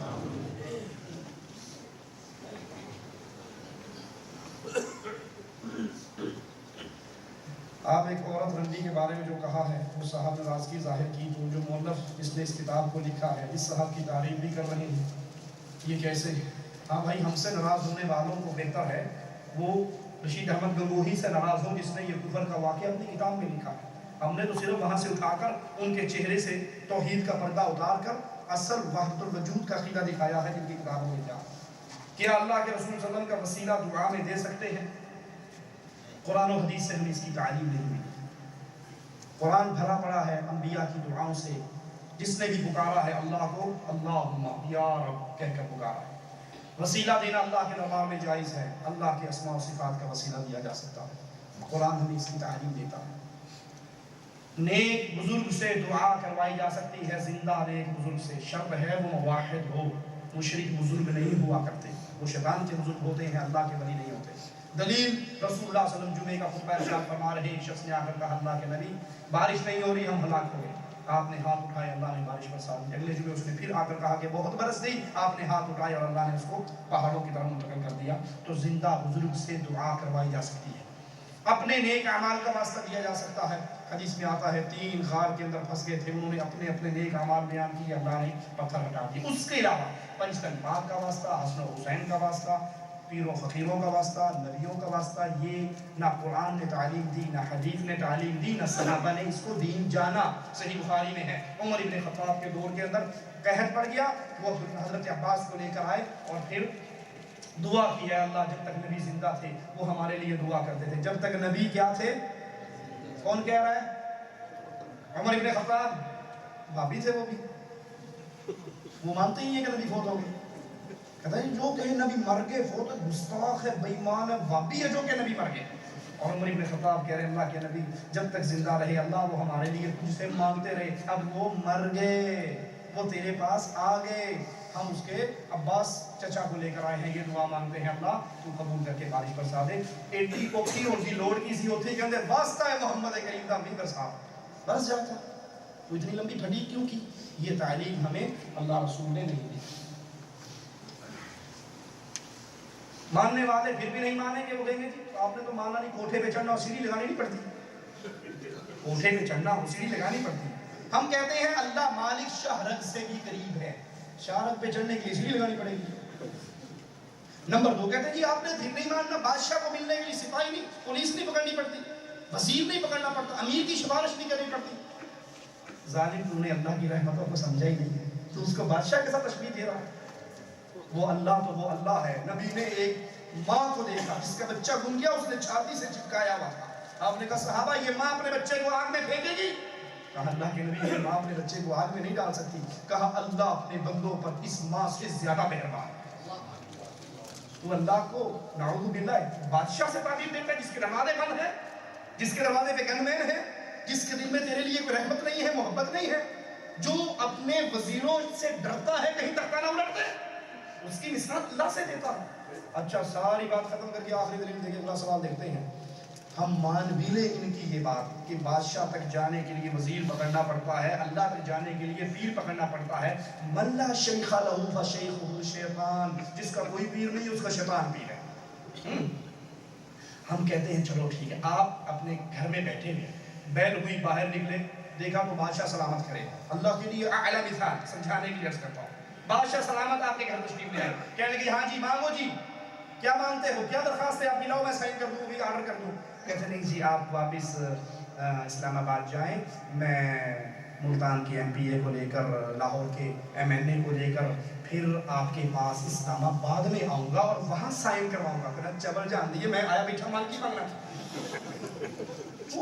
اٹھے مقاموں میں کیوں, میں خود جب کہہ رہا ہوں مان, تو بھی اس میں کیوں اس کو لا رہا ہے؟ کیا خیال ہے, عقل مندی کیا فوراً مانگ لینا چاہیے نا؟ میری بات خبر تو مجھے ٹوک دینا, فوراً مانگ لینا چاہیے. میرے ربا, میرے اللہ کی رحمتوں پہ قربان جاؤ. یہ وسیلوں کے پنگوں میں وہ پڑتے ہیں جن کو رب کی رحمت کا علم نہیں ہے. محمد کریم فرماتے ہیں صلی اللہ علیہ وسلم, جب رات کا آخری پہر ہوتا ہے اللہ عرش معلیٰ سے آسمان دنیا پہ نزول کرتا ہے. جیسے اس اللہ کی شان ہے, جیسے اس کو لائق ہے, ہم اس کی کیفیت کو نہیں جانتے. اور پھر منادی کرنے والا کرتا ہے, کوئی ہے گناہوں سے معافی مانگ لے, کوئی ہے شفا مانگ لے, کوئی ہے رزق مانگ لے, جو مانگنا ہے مانگ لو. اللہ کی طرف سے آوازیں لگ رہی ہیں. اس وقت سارے سوئے ہوئے ہوتے ہیں, صبح اٹھتے ہیں اس وقت مانگنے کے وقت پہ سوئے ہوئے ہوتے ہیں. صبح اٹھتے ہیں اور جھوٹ کیا بولتے ہیں, ساڑی سوڑدا نہیں کہنا دی موڑدا. تو مانگتا ہی نہیں. مالک تو دینے کے لیے آسمان دنیا پہ نزول کرتا ہے جیسے اس کی شان کو لائق ہے.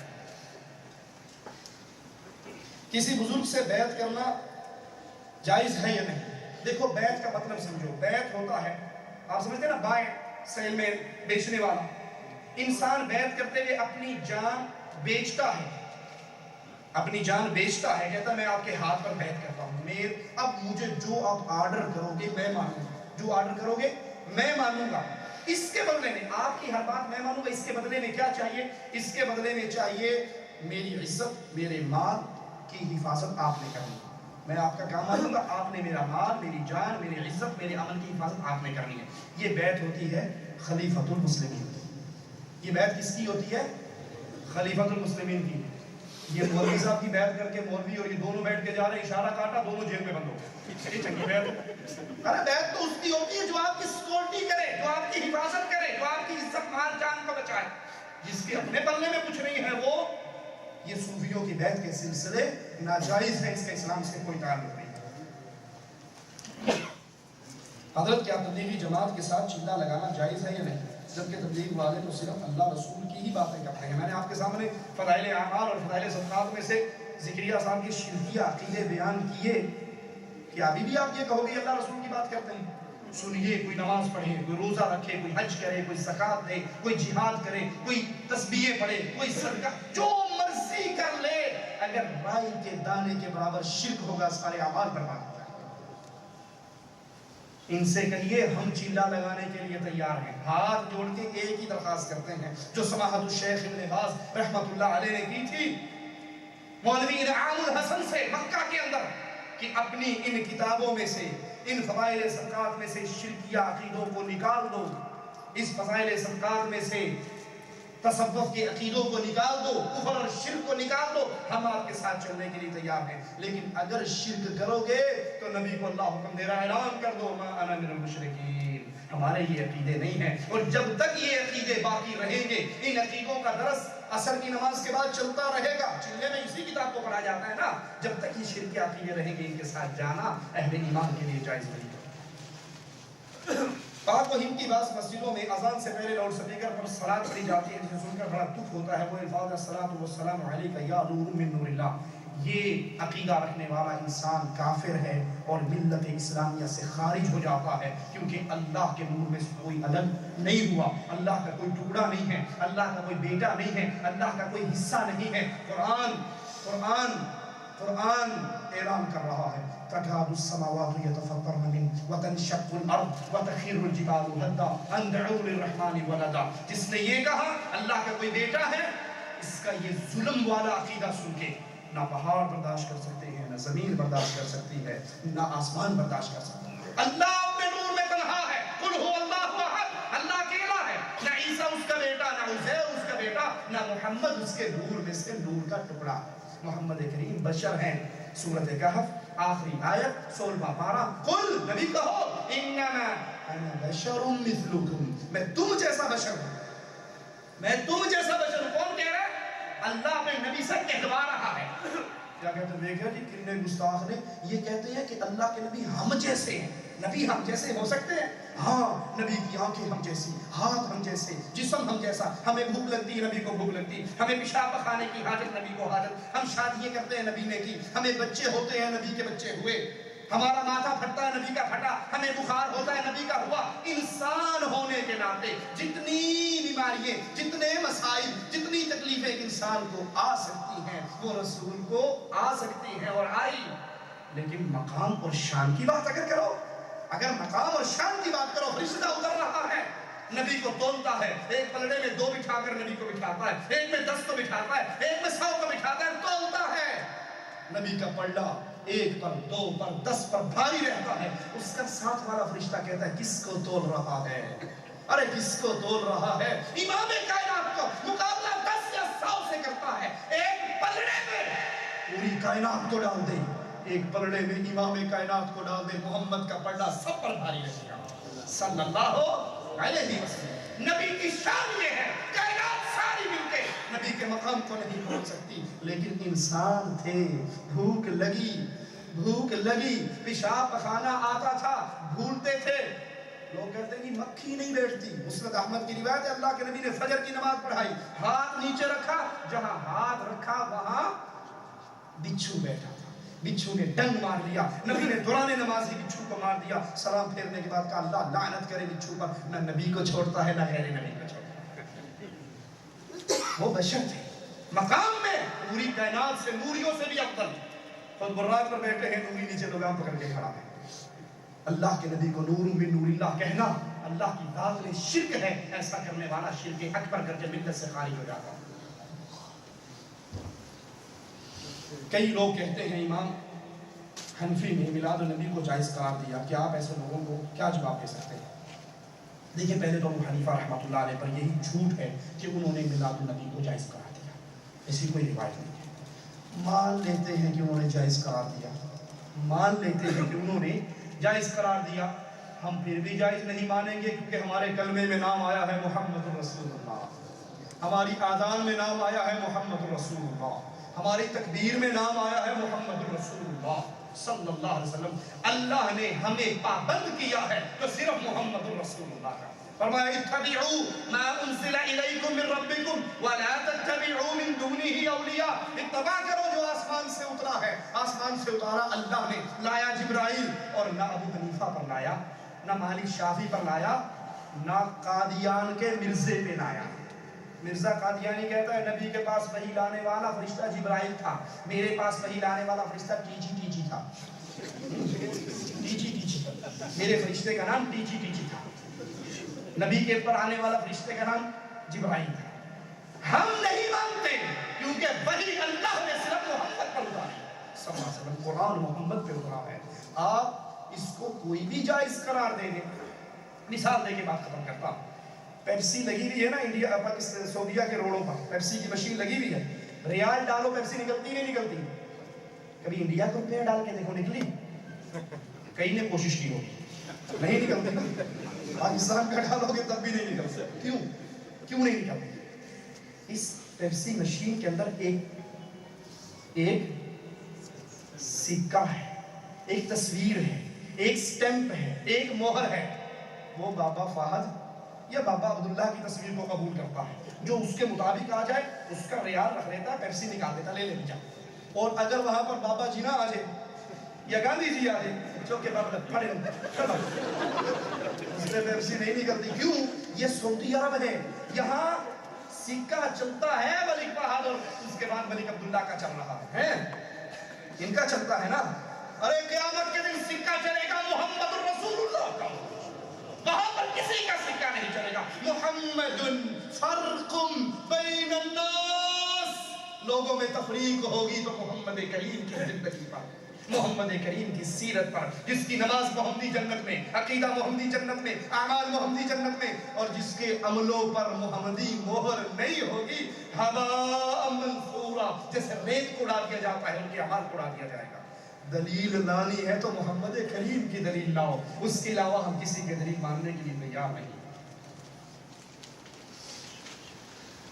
جن کتابوں میں کفری الفاظ درج ہیں ان پر پابندی کیوں نہیں لگائی جاتی ہے؟ علماء کرام اس پر اپنی آواز پاکستان, انڈیا وغیرہ میں سختی سے کیوں نہیں اٹھاتے؟ اٹھائی جاتی ہے. پابندی لگانے والے وہی ہیں جو چھاپ رہے ہیں, پابندی وہی لگائیں گے نا. محکمہ اوقاف کے ذمہ داران وہ ہیں جو خود قرص بنواتے ہیں, قبریں عرق غلام سے دھلواتے ہیں. لاہور میں حجویری صاحب کی قبر پہ کمپلیکس کس نے بنایا؟ بولو جنا جلدی ہو گیا ہے. نواز شریف صاحب نے بنوایا یا نہیں بنوایا؟ کروڑوں روپے مسلمانوں کی ظالم نے وہاں پہ لگوائے یا نہیں لگوائے؟ لگوائے. اس قبر پرستی کا پورا سسٹم, اس کی پوری گدی نشینی اس نے کی, 2.5 من عرق غلام سے اس قبر کو دھوتا ہے یا نہیں؟ تو وہ کشف المحجوب پہ پابندی کیسے لگائے گا جس پہ محمد کریم کی توہین کی گئی, جس پہ نبی پہ الزام لگایا گیا؟ اللہ نے چاہا اہل ایمان کی حکومت آئے گی تو کفر و شرک پہ پابندی لگے گی, جیسے ہی سعودی عرب میں لگی. محمد بن عبد الوہاب رحمت اللہ علیہ نے دعوت توحید کو بلند کیا, محمد بن سعود رحمت اللہ علیہ ان کے دست و بازو بنے. ہمارے پاس تو قبریں ہیں لسوڑی شاہ اور فسوڑی شاہ کی, یہاں قبریں تھی خدیجہ کی رضی اللہ تعالیٰ عنہ, زید بن خطاب کے قبے تھے, صحابہ سچے اولیاء کے قبریں اور قبے تھے جن کو محمد بن عبد الوہاب, محمد بن سعود رحمت اللہ علیہ نے اس قبر پرستی کے نظام کو ختم کر کے اللہ کی توحید کو غالب کیا. اور پھر امام عبدالعزیز آل سعود رحمت اللہ علیہ نے اسی توحید کو دوبارہ غالب کیا, قبروں کو مٹایا, شرک کو مٹایا. جب توحید آتی ہے قبے مٹ جاتے ہیں, پکی قبریں ٹوٹ جاتی ہیں, کچی قبریں بن جاتی ہیں. پورے سعودیہ میں پھر لیجئے, یہاں پوجنے کے لیے ایک اللہ کی ذات کے علاوہ کسی اور کی پوجا نہیں ہوتی. ہمارے ہاں, میں ملتان کا رہنے والا ہوں, 1.25 لاکھ ولیوں کے مزار تو کلے ملتان میں 1.5 مہینہ لگ جائے بندہ انہوں نے قبریں نہیں پھر سکتا. خیر اللہ کس طرح پوجا؟ جب اہل توحید کی حکومت آتی ہے تو کفر و شرک مٹتا. یا علی مدد کی حقیقت کیا ہے؟ وَمَن نَصْرُ إِلَّا مِنْ عِنْدِ اللَّهِ, مدد صرف اللہ عز و جل کی طرف سے آتی ہے. اصول یاد کر لو, مدد وہ کر سکتا ہے جو خود مصیبت میں نہ پھنسے. سمجھ آئی یا نہیں آئی؟ بغیر اسباب کے مدد وہ کر سکتا ہے جس کو خود مدد کی محتاجی, مشکل کشائی وہ کر سکتا ہے جو خود کسی مشکل میں نہ پھنسے, اور جو خود کسی مشکل میں پھنس جائے وہ مشکل کشائی دعوے جتنے مرضی کر لے لیکن نہیں. حضرت علی شہید ہوئے یا نہیں ہوئے؟ علی اور معاویہ کی جنگیں ہوئی, مشکل آئی یا نہیں آئی؟ مولا علی مشکل کشا, تو یہاں جب جنگ ہوئی تو علی نے اپنی مشکل کشائی خود کیوں نہیں کر لی؟ حسن کو زہر دے کر کوفے کی عورت نے, شیعوں ظالموں نے حسن کو شہید کیا, مولا علی نے اپنے بیٹے کی مشکل کشائی کیوں نہیں کر لی اور وہاں مدد کیوں نہیں کر لی؟ کربلا کے اندر حضرت حسین شہید ہوئے, مولا علی نے وہاں مدد کیوں نہیں کر لی؟ وَمَن نَصْرُ إِلَّا مِنْ عِنْدِ اللَّهِ, مدد کس کی طرف سے آتی ہے؟ مدد وہ کرتا ہے جس کو خود مدد کی ضرورت, حاجت روائی وہ کرتا ہے جس کو خود حاجت پڑتی, مشکل کشائی وہ کرتا ہے جس پر خود مشکل نہیں آتی. مسجد میں ایک نمازی نماز پڑھ رہا ہے, دوسرا نمازی مسجد میں داخل ہوا, اشارہ کیا, یعنی ہاتھ لگائے کے ساتھ جماعت کی صورت میں نماز پڑھ رہا ہے, جبکہ دوسرے آنے والے کو معلوم نہیں کہ پہلے والا نمازی سنتیں پڑھ رہا ہے یا فرض, کہ اس طرح جماعت ہو جاتی ہے؟ جی انشاءاللہ ہو جاتی ہے. اگر کوئی فرض پڑھے جماعت ہو جائے, اکیلا پڑھ رہا, اسے چاہیے کہ وہ تکبیر کہہ کے نماز فرض پڑھے تاکہ کوئی بھائی بھی اس کے ساتھ مل جائے تو اس کی نماز ہو جائے. واللہ اعلم. سبحانک اللہم و بحمدک, لا الہ الا انت, استغفرک و اتوب الیک.